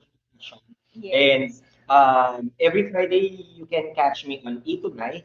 I'm discussing about TLE 7, that's about computer hardware servicing. So we are now on our seventh week. I think we only have the next week would be the last week, which is week 8 for this school year.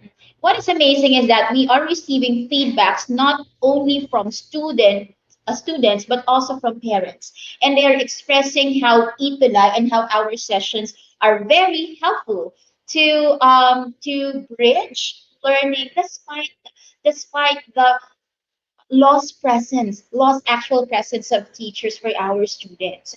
And I even reach students from Mindanao, from Visayas, and from Luzon. I think the farthest students that I had is from Zamboanga.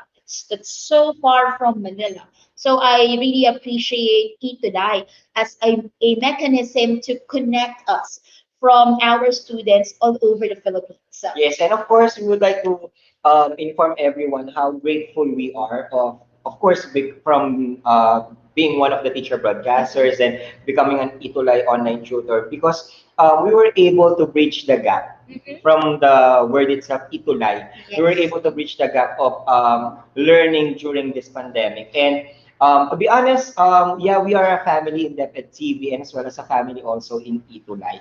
And one goal for everyone is to make learning more accessible for our Filipino youth.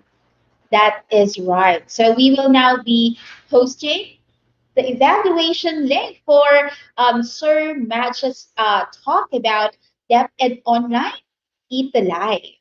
Here it is. Okay, so get your cell phones ready, take a screenshot, or you may save this link so you can start with the evaluation form for our speaker, Mark Anthony Hamisan from the DepEd ICTS-EdTech Specialist, our project lead for eTulay. Yes, and maybe our participants are still wondering where's the registration link. So kindly wait for that because we will be posting the link at a random time. So we are sure that you will stay with us until the end of our day 2 session. Yes, and also we would like to invite everyone, most especially those who have signal cable.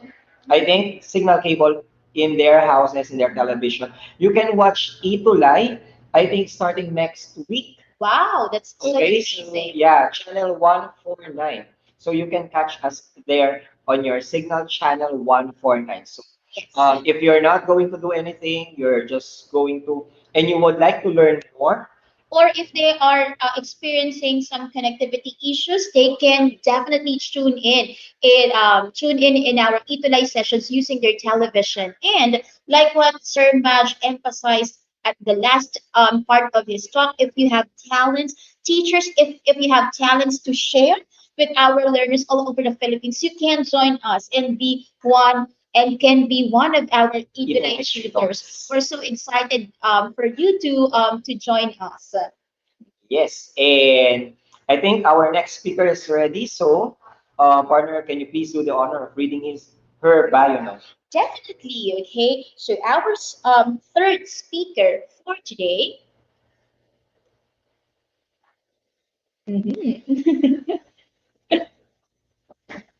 I am very honored to present to you our third speaker for the AM session of our webinar series.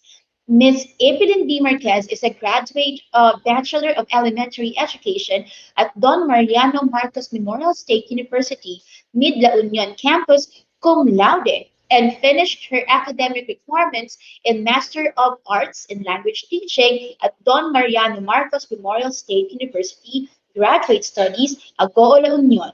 She serves as a master teacher 1 at Kinavite Elementary School, Bawang District Schools Division of La Union.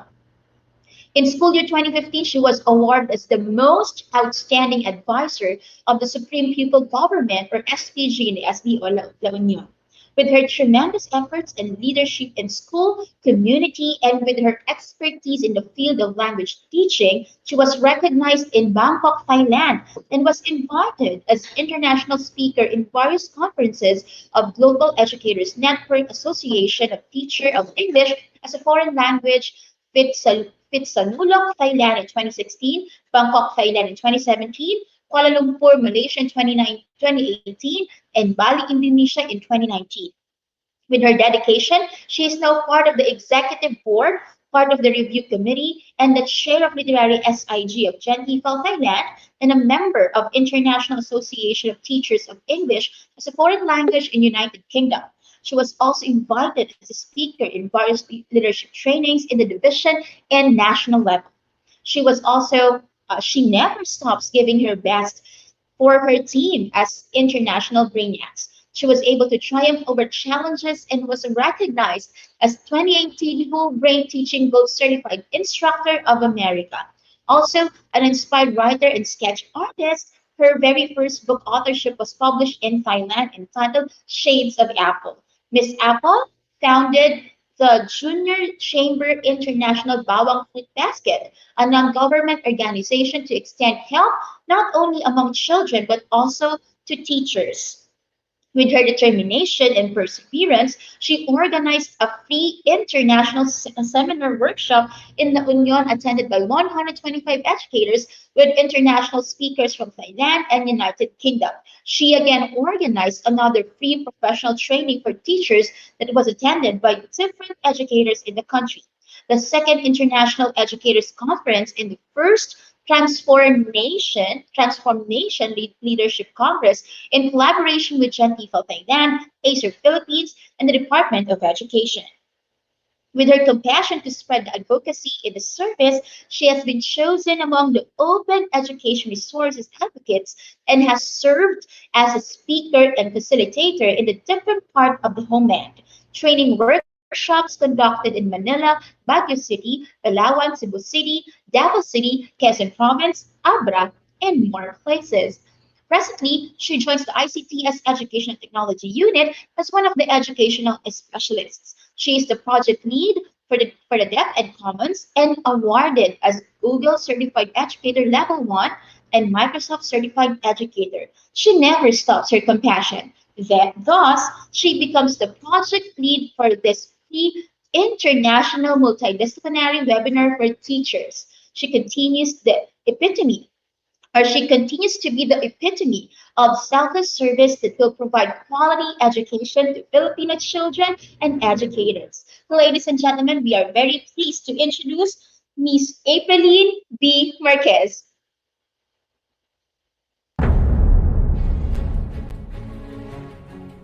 We have television. In cases where there is no connectivity and printed materials may not be available immediately, we have the classic long-time approaches which have always been used in education, and this would be television. What we need to do is to utilize these programs to transmit our curricula.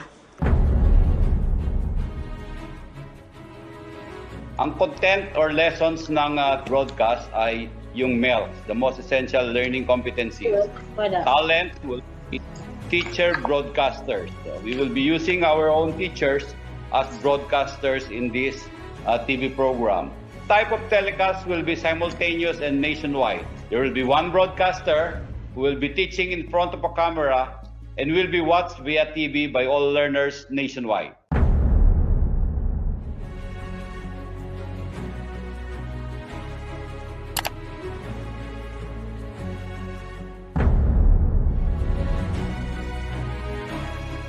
Manood, makinig, at matuto sa asignaturang Filipino.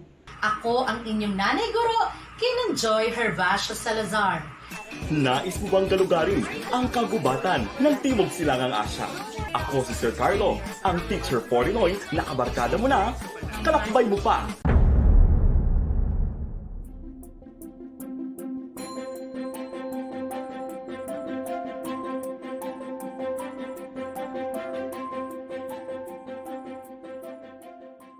Good morning, everyone.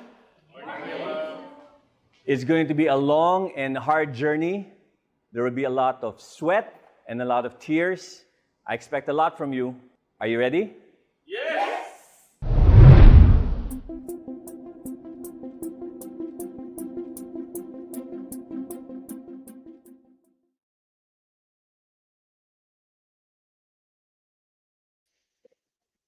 Oh yes, greetings from Philippines. Good morning, especially to all our educator participants coming from the different part of the world. Imagine we have different participants coming from United Kingdom, USA, and also from Asian countries. So for this day, we're gonna talk about, or shall I say, I'm going to share with you the DepEd Commons and its impact. But before that, please give me the time to share with you the objectives of this session. So at the end of the session, the participants will be able to define DepEd Commons, identify ways in gathering learning materials to be uploaded in the DepEd Commons, and cite the impact of DepEd Commons for the teachers, learners, and parents. All right, so before we'll be having this one, can we have a virtual quiz show? So let's see on the comment who will be the active participant for this. First question. I know you are familiar with DepEd Commons, therefore, in your own opinion, or just a simple construction or simple sentence construction, can you define what is DepEd Commons? So let's see who will give their own definition for DepEd Commons. Right, so are there some comments there? Okay. All right, so how about the other participants? All right, so it says here from Sir J, this is an online portal for education. Yeah, you are correct, Sir J. Thank you so much for your answer. And from Miss Lynn, it is a learning platform. You are correct too. What about the others? And from Miss Dora Antipona, she said it is a e-library. All right, moving forward for our second question. For this question, who can access this platform, since DepEd Commons is one of the official platforms for the blended learning and Department of Education? What do you think, and who can access for this platform? Yes, waiting for your answers.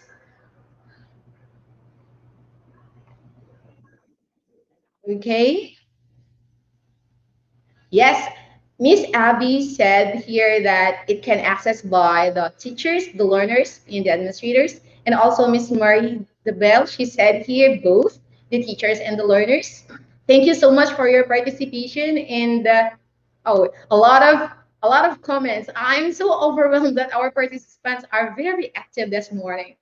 Students, teachers, and parents, and everybody from coming from Michelle. Right. So as stated in your comments, or shall I say, as I see in the comment sections, a lot of our participants coming from the different part of the world says here that it can be accessed by the teachers, the learners, as well as the parents could be, or shall I say the administrators. All right, so let's proceed for the third question. Can you give, I know some of you already access or use the DepEd Commons. So for the third question, can you give at least 3 learning materials uploaded as you explore the DepEd Commons? I know, you know already the content of the DepEd Commons. So for those active teachers who use this as references or resources, let me know, can you guess, or you just give me at least 3 learning materials uploaded in DepEd Commons? Let's see your answers. I would like to see the comment sections. From G, there's Milk, SLM, SR self-learning modules. The video lessons, you are correct. Thank you so much that you are using this platform, as well as Miss Edna Galimba, Saludor. DepEd Commons is, yeah, it's a platform. But then we're looking for who, all right? Or shall I say, what are the learning materials uploaded in this platform? A lot of answers. Free and yeah, the self-learning module, the flash evaluation. What's that? All right, activity sheets, yes. Video lessons, learning activities, worksheets, SLM, WIP. Okay, you are all correct. I'm so glad that this DepEd Commons has been already maximized by our dearest educators here in the Philippines. And I know it's not only for the public schools, but also with the private schools. All right, and of course, for the last question, this is very practical question that you can answer practically, of course. So, in your own opinion, in your own perception, what is? Just give me one, maybe a brief sentence construction for this. What is the importance or the significance of DepEd Commons to you as an educator or as a teacher? I'll repeat. For this question, what is the importance or what is the significance of DepEd Commons for you as a teacher or in your teaching? Okay, let's see your comments or let's see the comment section. I would like also to request our director to please flash the answers or the, shall I say, the perceptions of our teachers who give comments in this session. Okay, from Miss, oh, you give me the one that's so hard to pronounce. I would like how I'm going to pronounce the name of this participant then. Faj year, okay, it says there that to provide education in this time of pandemic. That is very practical answer, and that is a great answer coming from, shall I say, coming from a stupendous educator. Thank you, sir. Who else? All right, from Chantiloy C. Maglangit. For this comment, she said that is a source. Okay, it could be our source. And for Ms. Lorna, I use the DepEd Commons as one of the resources on my distance learning for learners. Thank you so much, Ms. Lorna. And can we have another one? All right, from Ms. Leilani Molina Kibol. Serve as our references in solving our problems as we go on with our teaching learning process.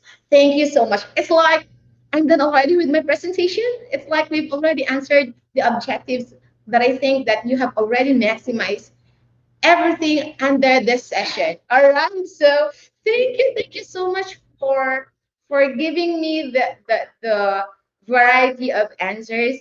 All your answers are correct. All right. So we're done already with the virtual quiz show. Shall we proceed for the next one? I'm so overwhelmed. I'm so happy. I'm very glad that you really participate in this session. Once again, thank you. All right. So let's proceed then. What is the DepEd Commons? So simply as it was stated in one of the DepEd OUM memorandum, it is stated there that it offers access to ESLMS or the self-learning modules in PDF format and DepEd TV episodes for all grade levels, which can be downloaded for free or no data charges for Smart, Sun, TNT, or Talk and Text, Go, TM, or Touch Mobile subscribers. And this can be accessed at https://commons.deped.gov.ph. Okay, that is a definition coming from one of the DepEd OUA memos released. I think that's part of, shall I say, one of the shall I say, the online promotion for this platform. And in addition, as we heard, the session of Sir Mudge, Itulai is also embedded or collaborated with this platform. All right, as we explore DepEd Commons, this is how are you going to look. So if you log in or if you're already activated, if you're already log in with this platform, you can see there that you're gonna select your school. So meaning it's not only for the public schools or in DepEd, but also in private schools. All right. So okay, it's good to know that it's not only shared coming from the different schools in DepEd, but also with the private schools. And you can log in as a student, you can log in as a teacher, an uploader, and approver. Okay, and this is what you can see. Oh, I'm just, maybe I would like to read this to you so that you may be, shall I say, I would like to reiterate this one that to all the mobile subscribers of Globe, the one that I've said a while ago, and the TM Smart Sun and TNT access to this site using the Globe or the TM, or shall I say the Smart Sun TNT network, will not incur data charges. It's free.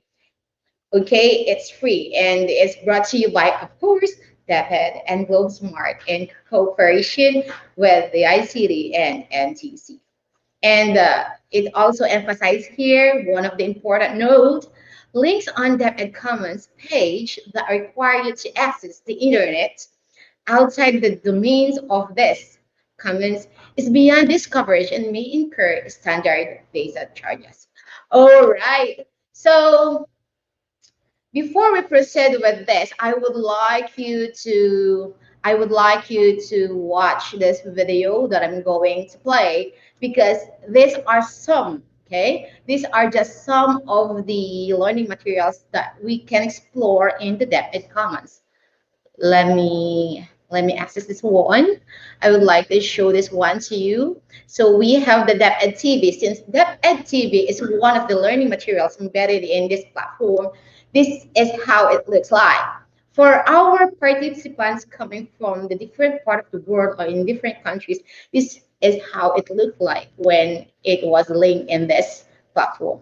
All right. So let's watch.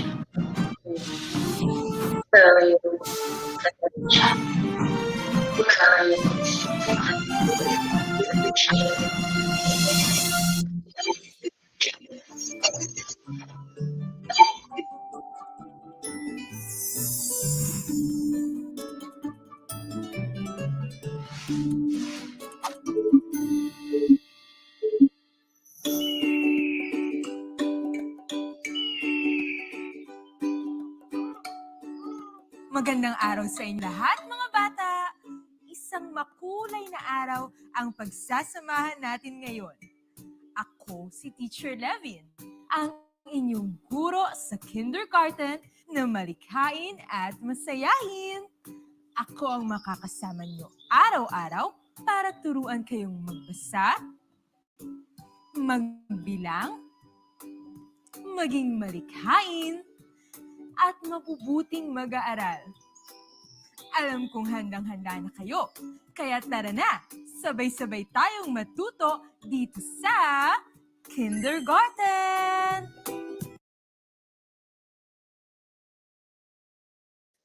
Yes.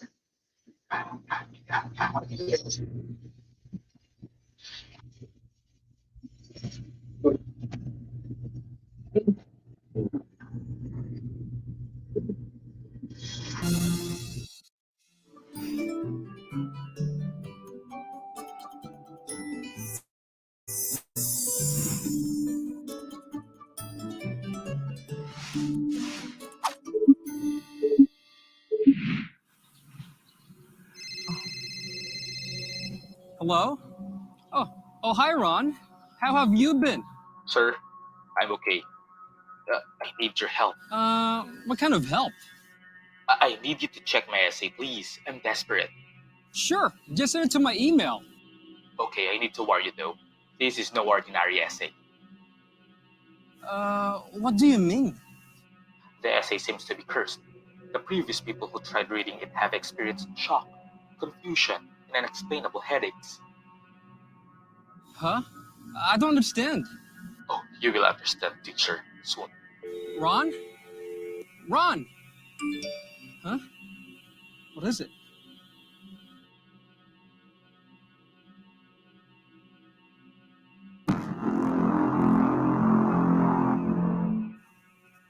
Ron, I understand now. This essay is not cursed at all.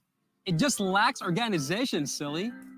That would explain the confusion and headache it caused to your readers.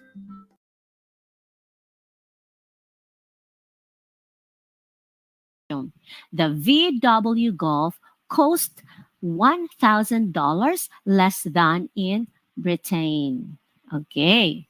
Second, what is the correct answer? All right. So you can type your responses or your answers in our comment box. Okay. So grade 8 learners, take time to give your answers. Okay. If you have your modules with you, you can write it down there. Or if you have notebook or answer sheets, yes, you can write your answer there.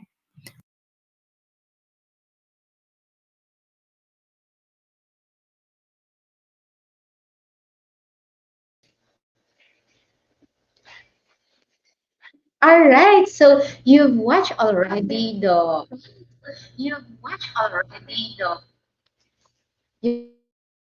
different learning materials embedded, or shall I say, linked in our DepEd Commons in this official platform. So, meaning to say that these learning materials are interactive. So I would like also to thank all the supportive teacher broadcasters for DepEd TV. They are very stupendous, magnificent, and amiable. You are so great teachers. You are truly heroes of this nation. Because without you, I don't think so that we can have the DepEd TV. Thank you so much. And of course, the other one is the E2Lie. As you can see, especially our participants, that our teachers are also our tutors in the E2Lie. So let's have the next one. Okay. I would like also to request our director to kindly present the next slide, which is the collaborate and share. Okay. All right. Okay. Can we have it? There you have it. So how are we going to have the specific ways in gathering the different learning materials for the DepEd Commons? So I know all the teachers are collaborative and they are also generous in sharing different original materials that you have. So meaning to say, if you want to be one or be part of the contributors of this DepEd Commons, or shall I say the different learning materials that we have, please be collaborative, or shall I say collaborate with us, share with us, and we will be having the different process or procedures to check or review the different learning materials that you wanna share with us. So if you have a lot of self-learning modules as well as original compositions that can be, shall I say, used by our learners and other teachers as a reference, please do so. Thank you so much. All right. I know that for this platform, it gives impact not only for us, but to all the teachers, to all the learners, and to all the parents. So what are the different significance or importance of this? I know that with this kind of cases or situation that we have all over the world, the pandemic, I know that this DepEd Commons really give benefit, this give, or shall I say, it aid a lot of, as, or shall I say, it serves as resources for our teachers, learners, and for our parents. So with that, this serves, first we have, this serve as references or resources, and we all know that it serves as a supplementary materials. It not only supports the teachers, but also the learners. And we know that learners also enjoy the different learning sessions that has been uploaded in our DepEd Commons. And as you can see, if they watch the DepEd TV and as well as the Edo Live, we have here that all these learners got, or shall I say, this a big or a huge interaction, because these materials are interactive. And there are a lot of mastery because you can replay the different learning videos for this. Considering the shall I say considering the different macro skills and micro skills that can be honed for this. And it will aid the different performances such as the performance test and the written performance test. Okay. So I'm hoping that during this pandemic, the teachers truly united to overcome all the different circumstances. And I know all teachers have this kind of big heart during the pandemic that they exert a lot of effort just to give the best they can be for the learners, not only for their learners, especially for as well as for the parents of these learners. Okay, so before I end my session this morning, I would like to leave this quotation coming from Miss Angela Owens. Shared passion can unite and align all teams in any organization. Once again, thank you very much for listening my session. Have a good day.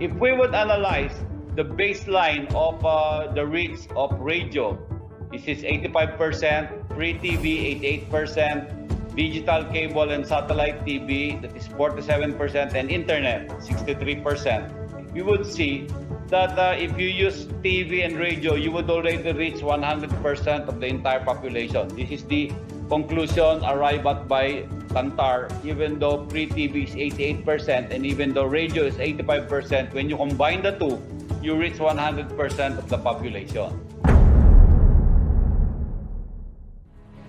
See, we have to start with ourselves. There is life beyond modules. There is education beyond face-to-face. There is DepEd Radio. There is DepEd TV.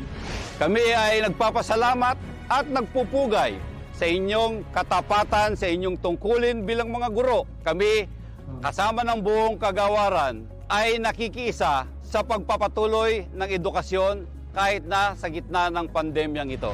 Sa mga minamahal namin mga teacher broadcasters, saludo po kami sa inyong lahat. Malaking pasasalamat po. Laban lang, mga teacher broadcasters. Alright! Haharap ako sa kamera upang magturo.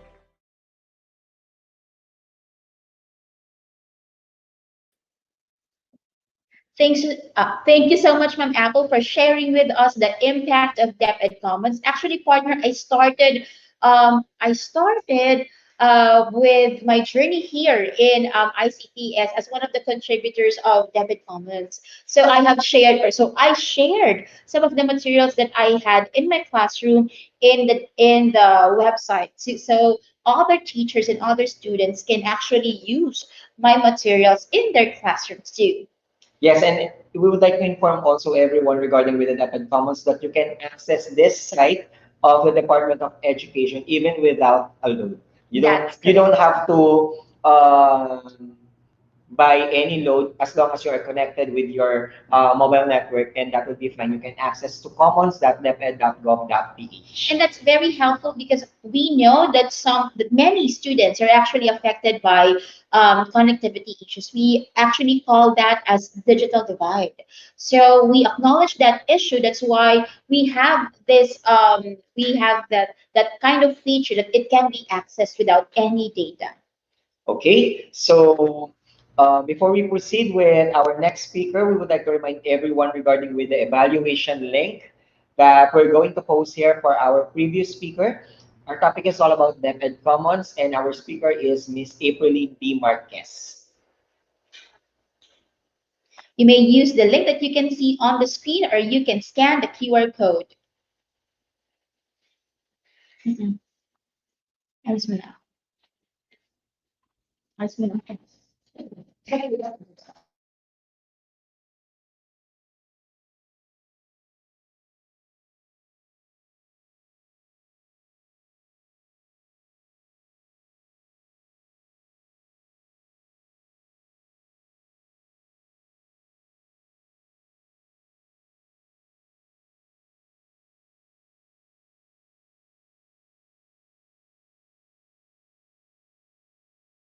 We are okay, so we are so excited to introduce to you our next speaker, and she is an English teacher from Kaunlaran High School in Navotas City, and she has been teaching in the public school for 4 years and is one of the new EdTech specialists of the DepEd EdTech unit. She is a teacher broadcaster for English 5 on DepEd TV and an Itolay tutor for English 3 on DepEd Online. Before joining the EdTech unit, she is a resource speaker for English language teaching and technology in Navotas City. She has completed her academic units at the Polytechnic University of the Philippines as a teacher scholar of the City of Navotas. She holds a certification in TESOL or TESOL and is also a Microsoft and Google certified educator. She also writes, and one of her writings was published at the Philippine Daily Inquirer entitled Teaching Kindness. She graduated from the Philippine Normal University as a Dean's Lister, and at present, she is the Vice President for Media of the newly founded club named as Pinoy Writers Toastmasters Club. So, ladies and gentlemen, I am proud to present to you one of our hosts and our EdTech specialist, Miss Maria May N. Sevilla.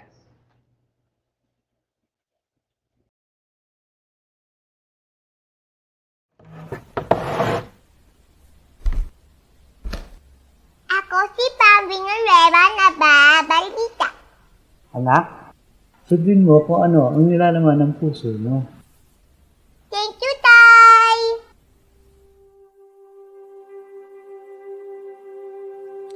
Tay, naaalala mo ba nung niregaluhan mo ko ng mikropono? Ang sabi mo sa akin, susuportahan mo ko kahit anong gusto ko. Ang lagi mo pang ang bilin, anak, sundin mo kung anong nilalaman ng puso mo. Ganda talaga. Lagi mo ring pinapaalala na ako ang pinakamaganda. Mas maganda pa sa mga crush mong artista sa TV. Alam mo ba, Tay? Pinaniwalaan ko yun. Ako si Pam Villanueva, nagbabalita. Hindi mo naman kasi sinabing mahilig ka sa mga palabas na comedy. Yan tuloy. Umasa ako masyado. Hindi ko inakalang iba pala ang pamantayan ng mundo. Hindi ko napaghandaan ang sakit ng mga salita mula sa tao. Ganun pa man, hindi ko kinalimutan ang bilin mo. Tay, ngayong araw, maglalakas loob ulit akong sundin ang laman ng puso ko. Ngayong araw, tutuparin ko ang pangarap nating dalawa.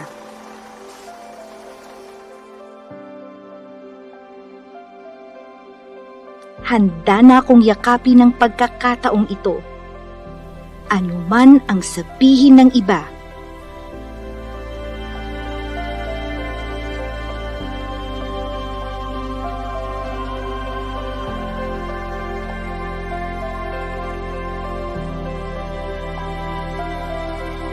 Good morning, everyone. It's going to be a long and hard journey. There will be a lot of sweat and a lot of tears.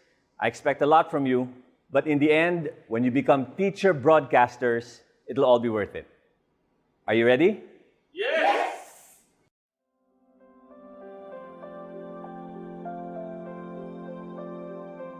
Your task at hand is to deliver your lines straight at the camera lens.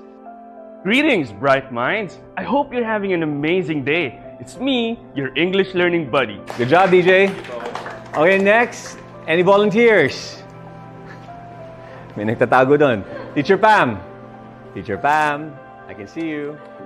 Sa pagkakataong ito, babaliin ko ang pamantayan ng mundo.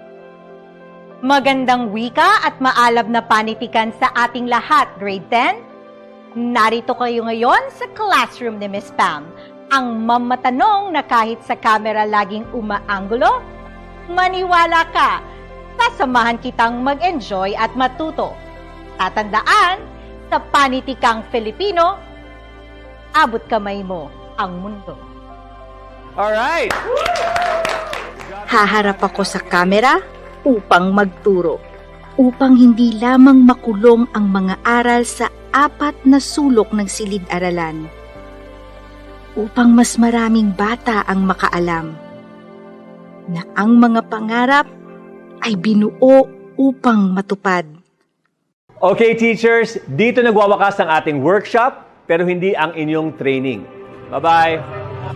Haharap ako sa kamera upang magturo, para mas maraming bata ang makaalam na kahit matagal ang proseso ng pangarap, ang mahalagay umuusad. Tay, naaalala mo ba nung niragaluhan mo ko ng mikropono? Hindi ko to nagamit kanina. Pero, nagamit ko lahat ng paalala mo. Hindi na rin pala ako naniniwalang kasing ganda ko ng mga crush mong artista. Pero, mapapanood mo na ako sa TV para sa mas malalim pang advokasya.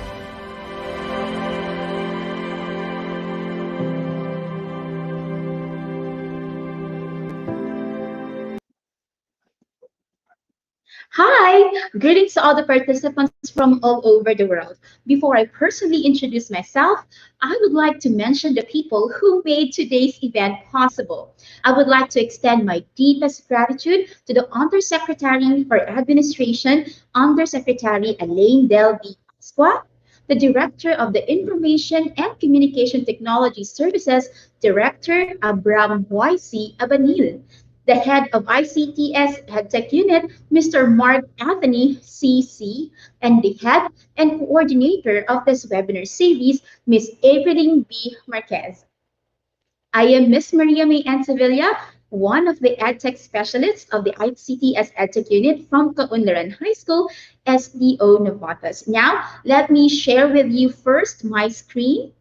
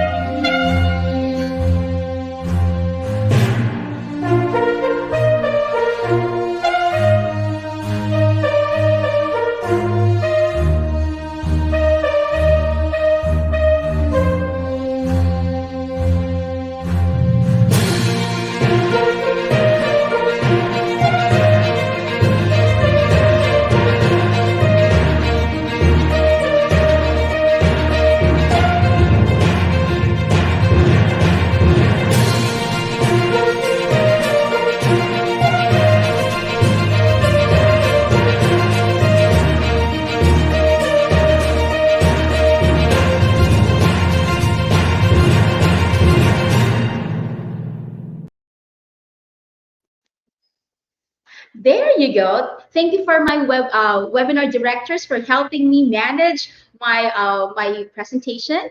Okay, it is an honor to be one of the speakers for the second day of our webinar series. My topic that I prepared is entitled How to Teach English Amidst Changing and High Maintenance Environment. Just a disclaimer, even though my presentation is for English teachers, every teachers from different disciplines can actually listen and learn about how to teach and manage a changing and high maintenance environment. So these are the objectives of my presentation.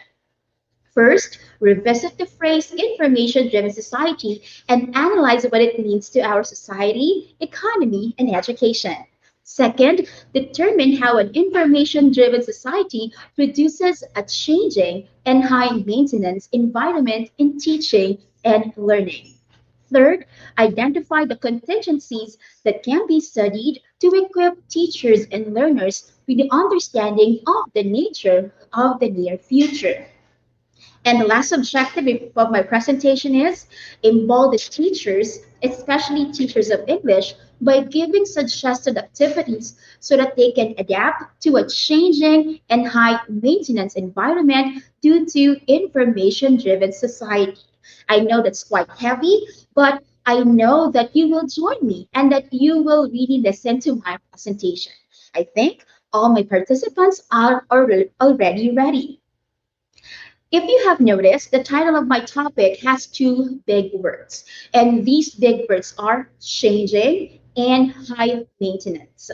By the word changing, I believe that your teaching experiences from a pandemic classroom are sufficient to construe that indeed, in the span of 1 year, so many changes have taken place.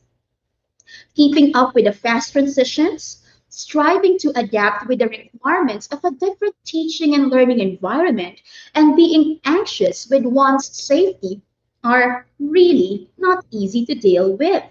We educators have done a job well done for surpassing things we thought was unsurpassable and accomplishing things we felt was impossible. That's why we have to be proud of ourselves.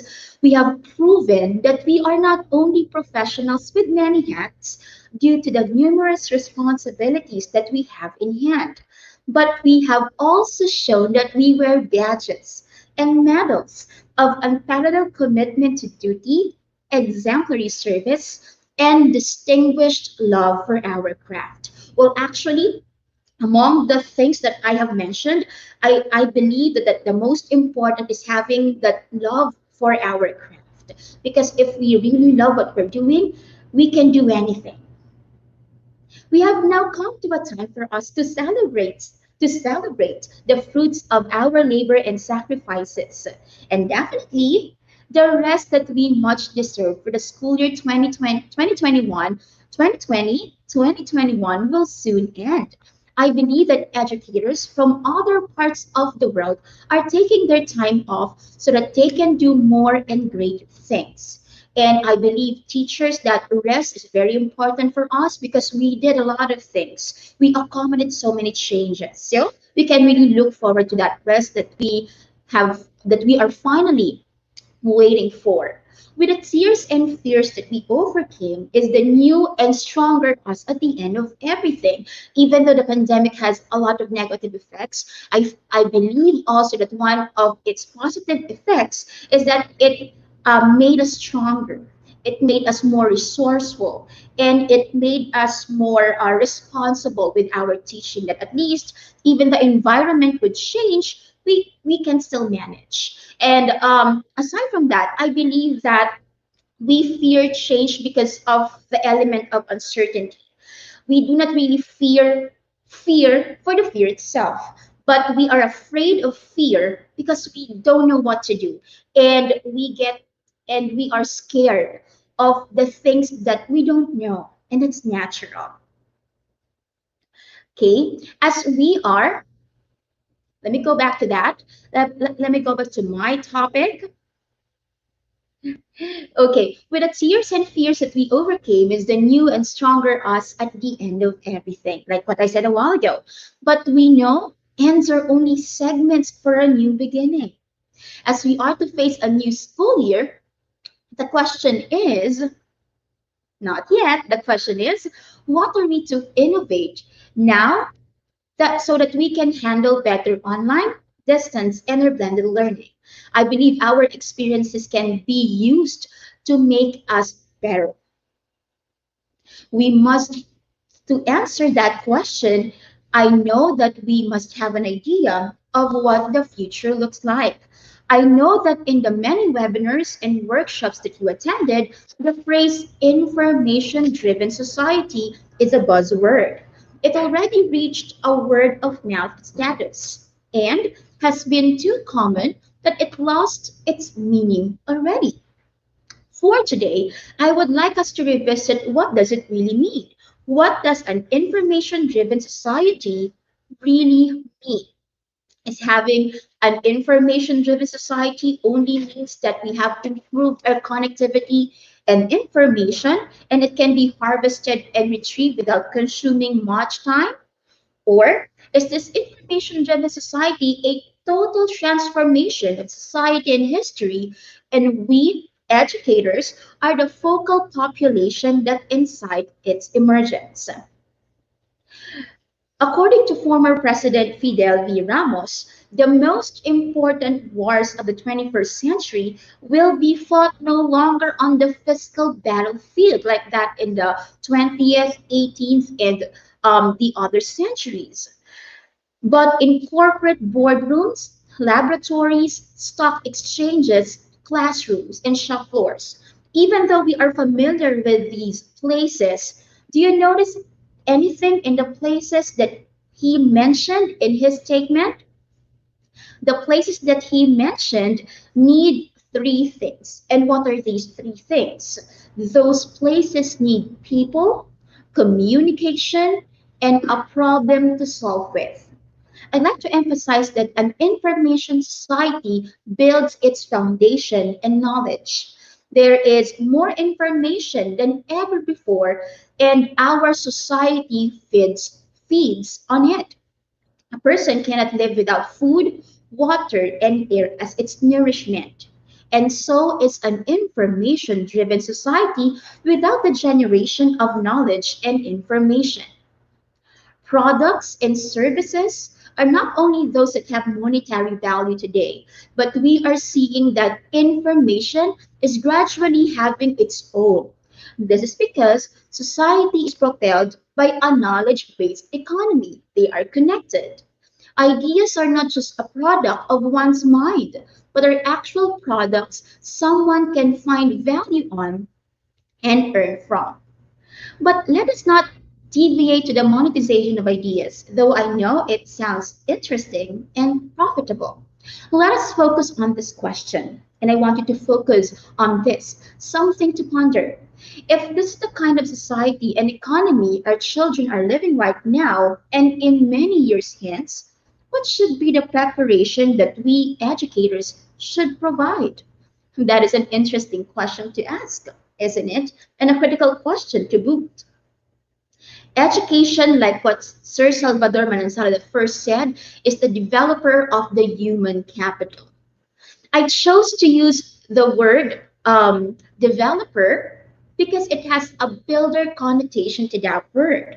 As I mentioned, we educators wear many hats, and among the many things that we are responsible with is building the knowledge, skills, and experiences that our learners need once they step out from the comfort of schools. We must build, as much as we can, quality experiences that would serve as foundations that would fortify the readiness of our students to the demands of the real world. And we know that the demands of the workplace, their demands are becoming higher and greater. It is stated in the mission of the Department of Education that first, teachers facilitate learning and constantly nurture every learner. And administrators and staff, as stewards of the institution, ensure an enabling and supportive environment for effective learning to happen. This means that teachers and the administrators and staff should work hand in hand to provide quality education. But I would like to put our attention to the word nurture because I believe it's a special word because it means that educators are not only responsible with learners' development but also cares much for their growth. There is an affective meaning or affective shade of definition to the word nurture. This, if we dig deeply, emphasizes that the education of the heart is the heart of education. Teachers teach not only with a vision of children's tomorrow, but also with the love of their present realities. And when we accept the present realities of our students, that's the time we can understand their situation. And if we understand their situation, that's the time we can love them. Teaching students most of the time becomes synonymous to caring for learners and instilling in them the right or the good values that the right mind and the good values that prepare them for the future. Now let's talk about the future. The future is not too far away for us to not have an idea about it. With the creation of jobs that are yet to unfold, because it said that in the years to come, we haven't really imagined the jobs that would thrive. What educators have been doing for the past years is to teach students to attain total human development towards sustainable development. So I believe those are big words too that we need to analyze. Total human development, let's go back to the previous slide. Total human development is easy to understand, and I know it's a common word already. It is trying to achieve holistic development through embedding in the curriculum the learning experiences that enhance the cognitive, emotional, and behavioral aspects of our learners. But what about total human development towards sustainable development? Because these words are big, and we need to analyze them. Sustainable human development is eyeing for progress without taking for granted that the future generation has needs that will be available only if the present generation is aware that they should utilize resources wisely. Creating this kind of awareness is not easy. It is only when people of today have reached a certain kind of enlightenment and empathy for people unborn yet will sustainable development be fulfilled. This is why human total development is necessary for sustainable development. We build and nurture students not only for today's sake, but also for the future's sake. So they would care for people to be born. They would care for the posterity. For a knowledge-based economy that we live in and in the years to come, training for the creation of ideas and knowledge is vital. Continuous developments in society and economy rely on the generation of fresh views and concepts. That's why we have, though it's quite daunting that they are too many, we have to accept them. Right now, more than ever, one of the focuses of many companies is to train workers to be creative and innovative. Upskilling prevents fossilization and stagnation of knowledge and skills due to the emerging ideas that keep on coming in. This is the reason the kind of environment that we live today is high maintenance. High maintenance means needing a lot of work to keep on good condition. We have to really exert effort for for something to be called it high maintenance, and that is the kind of environment that we have today. Aside from that, it is a changing environment. In the academe, we often hear this expression: "One should publish so he will not perish." But in the workplace, we have this expression already because of the environment that is now taking place. If one must update so he will not stagnate. I'll repeat that. One must update so he will not stagnate. Upskilling, retraining, and continuous professional development indeed takes a lot of work. And I know that because you really have to take exams, certifications, review, and tests. But I will reiterate again that if we will not update, we will just stagnate. But we should update not because it's for the sake of promotion, but because we want to have an intrinsic motivation that we want to cultivate ourselves for the best that we can be. The role of education has always been emphasized, and its role to ready us for the future is emphasized more than ever before. As a developer of human capital, the future should be one of the targets of education. Education, as a developer of human capital, receives the responsibility of developing the people of its nation. However, the kind of society and the economy that emerge poses a bigger challenge to education. Now, the question is, what kind of challenge is that? Investing in education. Investing in education needs to be compatible with the developing technologies. So they should go hand in hand. Change is very immediate, that people must keep in pace by developing new knowledge and skills. People will be more conscious with what they know and how they can know more things so that they can do more and live better. If you would notice, jobs are not much doing routine tasks, going to your workplace, sorting out papers, signing some stuff. But we can observe that the name of the game already is the creation of knowledge. Thus, education must anchor on the prerequisites of collaboration, problem solving, and critical thinking. So, what are their prerequisites? These are creativeness, responsiveness, and adaptability. Again, we cannot really develop collaboration, problem solving, and critical thinking if we haven't really taught the importance of creativeness, responsiveness, and adaptability in our classroom. For Albert Einstein, intelligence is much more than knowledge.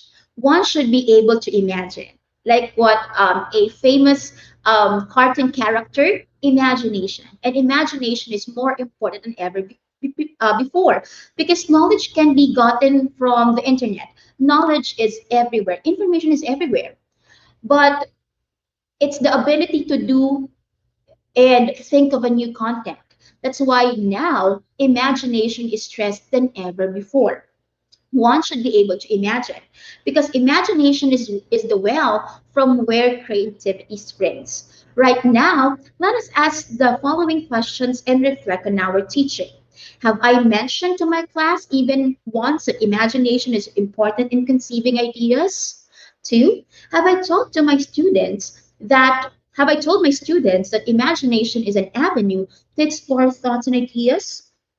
Third, have I empowered my students not only to think deeply, but also to think creatively? So in the classroom, we must welcome the creative ideas of our students, though they might sound so strange, they might sound so random, but believe me, educators, thinking creatively is one of the needed skills in the 21st century because we have to make new content because information is everywhere. So what are we to contribute to that kind of scenario? By allowing learners to imagine, to speculate possibilities, and to make visions of the future, they can be responsive to new thoughts and ideas. Certainly, it is hard to accept things when one has not seen them yet. That's true. But thinking creatively allows one to envision what is intangible yet because they can really visualize it in their imagination. When we try to inculcate creativity and the ability to imagine to our students, we also train them to be adaptive of the new changes. Now, let me share with you my realization after I passed the Microsoft Certified Educator examination. This certification is focused on testing how an educator can teach following the 21st century learning design or called 21 CLD. The 21st century learning design, is composed of 5 components: skilled communication, self-regulation, constructing knowledge, real-world problem solving, and innovation and using ICT. So if you would notice to these components, they're quite heavy. But these aspects are those skills that our students need in the classroom, especially in preparation of the future and with the kind of environment that we have now, changing and high maintenance. Let me share with you the rubrics for each of the aspect of this 21st century learning design. For skill communication, we have 4 levels. So I will let you read the levels. But if you would see, the communication here uses multimodal, and the communication should be authentic. There should be an imagined, if not imagined, an actual audience to where the communication should be delivered. For self-regulation, in here, we are teaching students to be independent of their own learning. Because in the other models of education, teachers are depositing the knowledge to the students, and students would withdraw their knowledge through examinations. And that's quite a limited aspect of education, a very small and not a comprehensive application of knowledge. That's why we should teach our students to be able to self-regulate, to own their knowledge and to manage their learning. And we have 4 levels here. But if you would see in the highest level of self-regulation, the students should be able to plan on their own, schedule, receive feedback, and revise their work using the different opinions that they receive. Quite daunting, but these are the targets and these are the challenges that we should set to our learners. Next, self-regulation is knowledge construction rubric. In here, if students can regulate their schedule, can manage their learning, they should also be able to construct knowledge. So in here we have 5 levels, and for level 5, the knowledge should be interdisciplinary. It should be, and it can be applied in different areas of studies and disciplines. Next is problem solving and innovation rubric. Like what I said, the knowledge should be interdisciplinary. It should cut across different areas of studies and disciplines, and it should also be something that can be used in actual problems that are existing in the world today. Because knowledge would not be useful if it can't be applied. That's right. After real world problem solving is your use of ICT. And like the other two aspects of 21 CLD, this has 5 aspects. The use of ICT, using ICT in constructing knowledge, and using ICT as a mechanism to produce a product to be offered to authentic users. Now, if you would see in each of the highest level, in the highest level of each aspect of the 21st century, learning design describe knowledge and its creation as follows. Let me go through them one by one. First, knowledge is practical. It is fine-tuned to a particular and actual audience and is created for the solution of a problem in existence. Second, knowledge must be radical. There should be a specific use for creating it. Knowledge is not useful if not used to improve the processes and systems that are already happening, or the processes and systems that we already have. Finally, creating knowledge is gradual. It cannot be speeded. Why? Because knowledge is built on feedback. We must be able to take importance on receiving feedback and inputs from others, because from their constructive criticisms is where we will grow.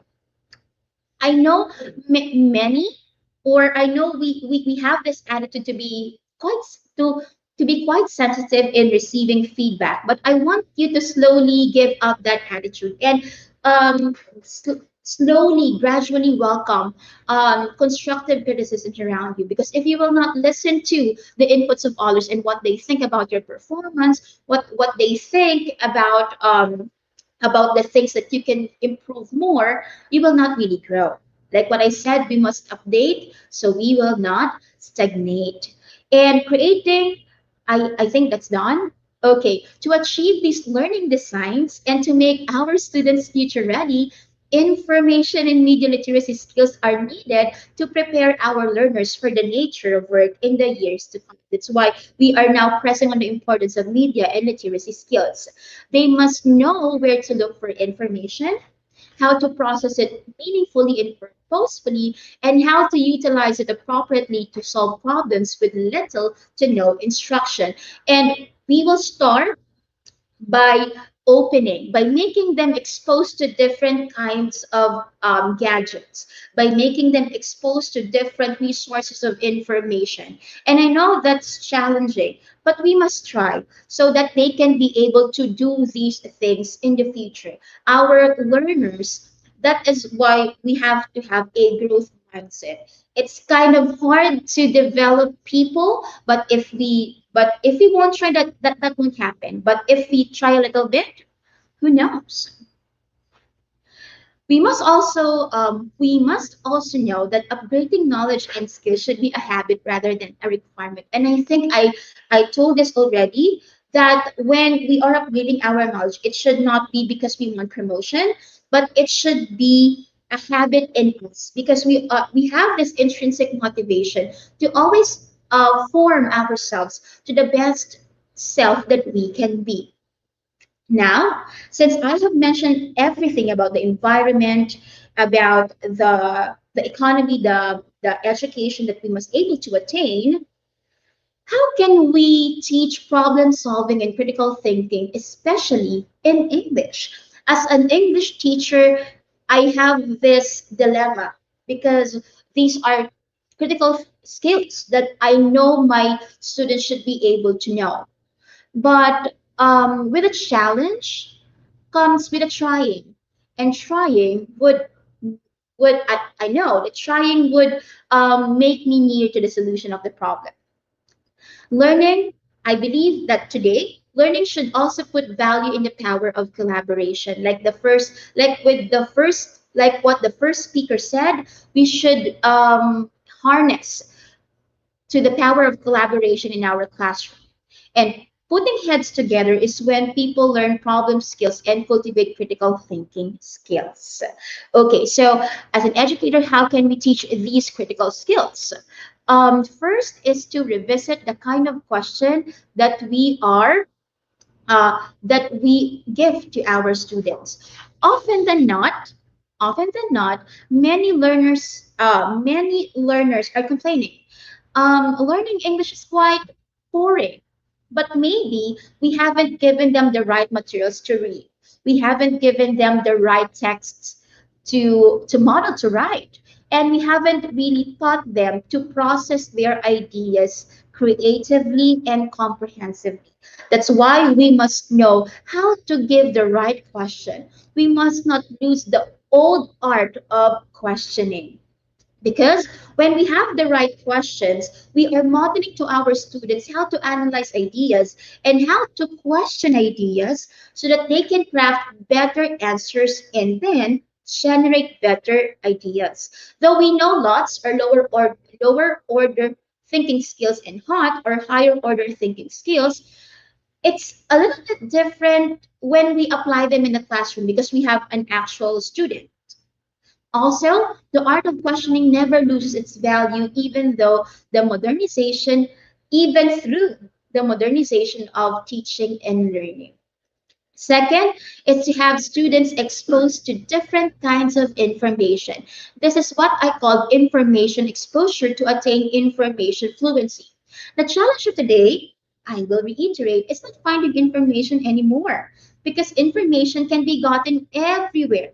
It can be gotten through a tap of our fingers using our gadgets. But the real challenge today is to look for the right information and to curate them. The magic word is curation. It's already available, but how can you use the information for your own purpose? Or making information more valuable, or using information to other higher purposes. When students are exposed to different kinds of information and they are guided in its analysis and organization, They learn the right use of information that is crucial not only to academic success, but soon to professional success also. Learning how to use information properly helps solve problems more effectively and efficiently because you can make use of the different information around you. Third is to encourage collaboration. I cannot stress this further because collaboration right now is really important. Why? Because gone are the days that students work only on their own. That does not help them to know how it feels to manage different opinions and consolidate them so they can create a single decision as a team.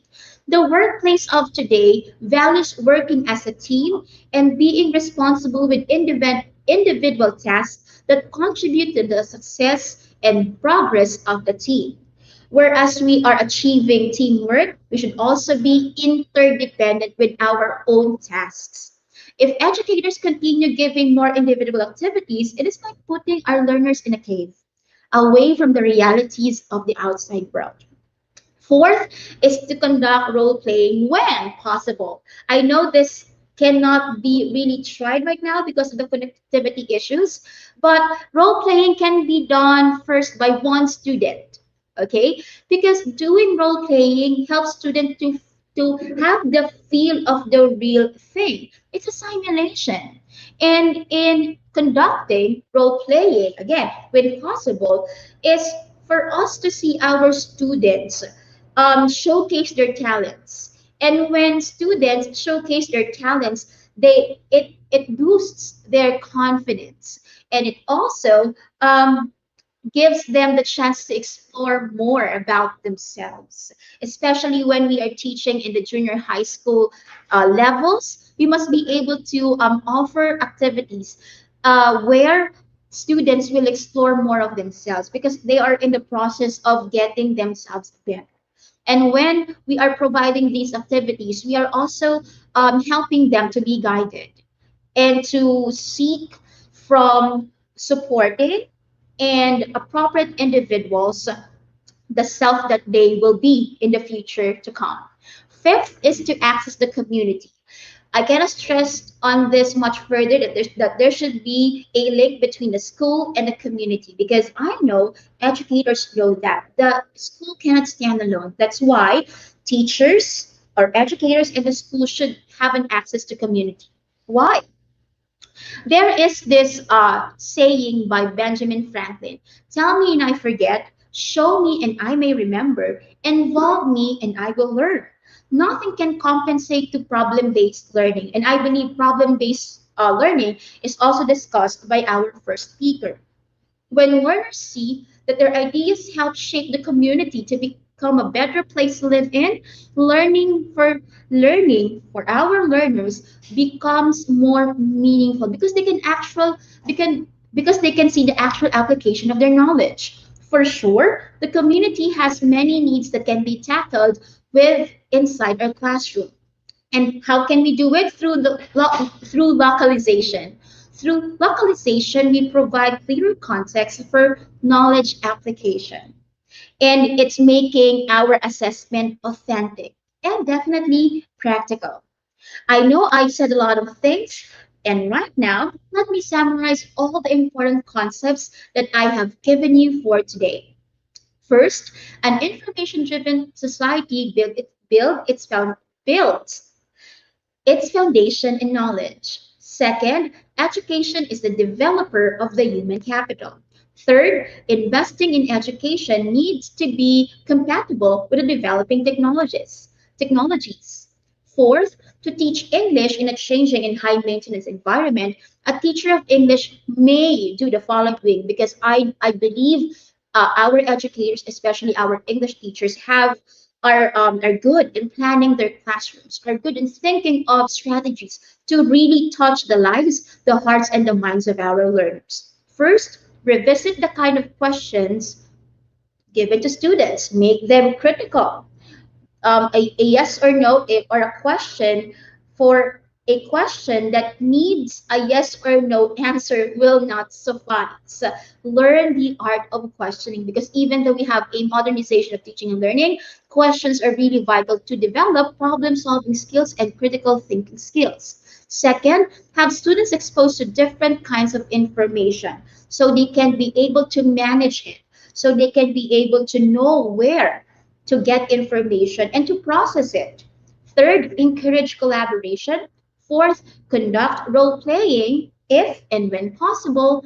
And fifth, access the community. We must do localization so learners can have an actual application of their knowledge. I would want to end my speech with this message. We can really teach. And how can we teach? By transforming education, by analyzing changes and having actions rather than reactions. We must be proactive in accepting change. And like I said a while ago, we are not afraid of change because we are just afraid of change. We are afraid of change because it delivers something that we do not know. And we have this inherent fear of the unknown. And if we teach today, as we taught yesterday, we rob our children of tomorrow. Thank you and have a nice day.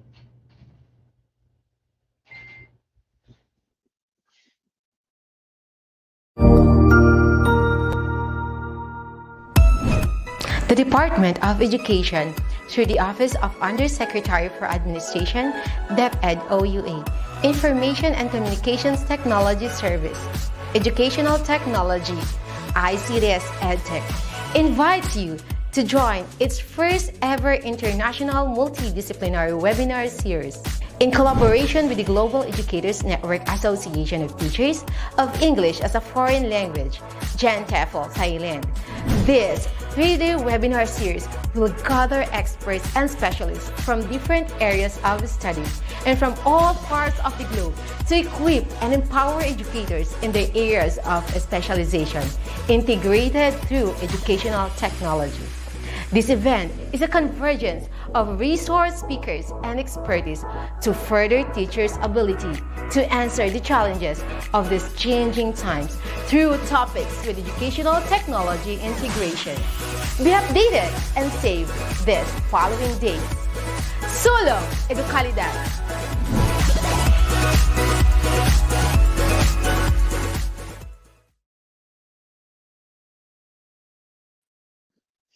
Well, partner, my mouth is still tired for speaking for a long time, but I hope our participants are listening and jotting some notes about my presentation, because I believe the presentation is quite comprehensive. It involved a lot of topics. Yes, well, actually, we would like to congratulate you, partner, for a very comprehensive talk. And I know that all the teachers right now are inspired to teach more the English language because of you.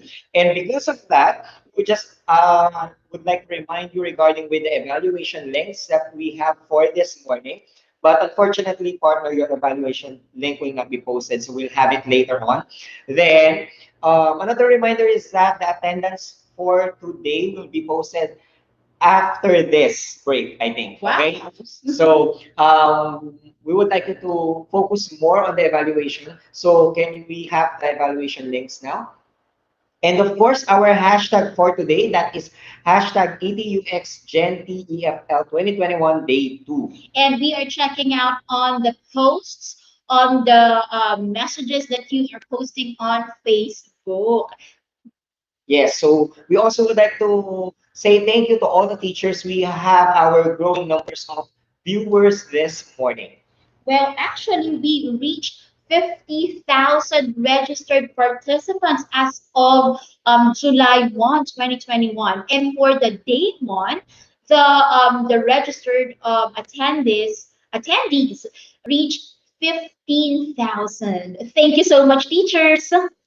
Yes, okay. So again, teachers, get your cameras ready. So these are the links for our evaluation for our speaker for today. The first one is for Magdalena Brzezinska. The topic is Don't Just Survive, Thrive as an Online Instructor. Next to Miss Brzezinska is the topic of Ta-na-na! Drum roll! I think it's for Sir Madge, right? Yes. And for Sir Madge, who talked about DepEd Online E2Life, here is the link and the QR code that you can scan. Yes, and we also would like to inform you that we have our ongoing E2Life session this day. Up to Friday, I think. Yeah. Yes. So this morning we have ESP.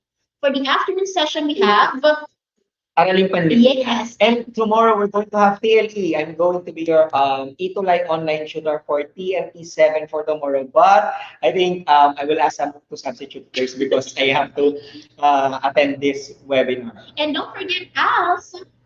Yes. So we have our alternative learning system every 5 o'clock in the afternoon up to 7 p.m. Every 5 p.m. That means ALS time. Yes. And this is the link for DepEd Commons for the evaluation link for Miss Aprilline D. Marquez. Okay, I know you want to evaluate on my presentation, but I guess my presentation is being readied by one of our technical assistants. So that will be posted, if not today, tomorrow. Yes, so I guess all our teachers are craving for their lunch now. So we will be giving you your 1 hour break and we will return after the lunch break. So enjoy your lunch, teachers, and see you later. Bye. Year 2020. You started to defy limits. Ating tuklasin, obra! Lagi mong gamitin ang iyong isip at kilos loob. Proving that education knows no boundaries. Bringing knowledge to every part of the country. May kulang ba sa akin? May mali ba sa akin? Pangit ba ako? Magbasa, magsulat, makinig at maghaya. This 2021, as we come to a year of DepEd TV, of turning dreams into reality, of courage to initiate and innovate, of passion that goes beyond tradition. We proudly present the first ever DepEd TV Awards. Outstanding Teacher Broadcaster Awards.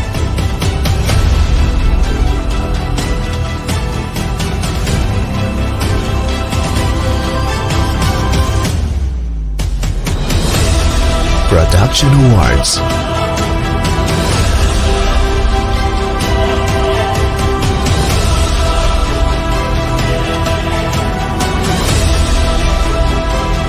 Special Awards.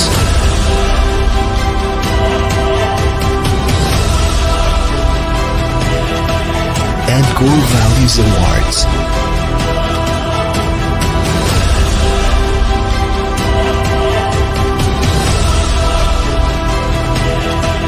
A night of excellence and gratitude. This is DepEd TV Awards, coming in August 2021.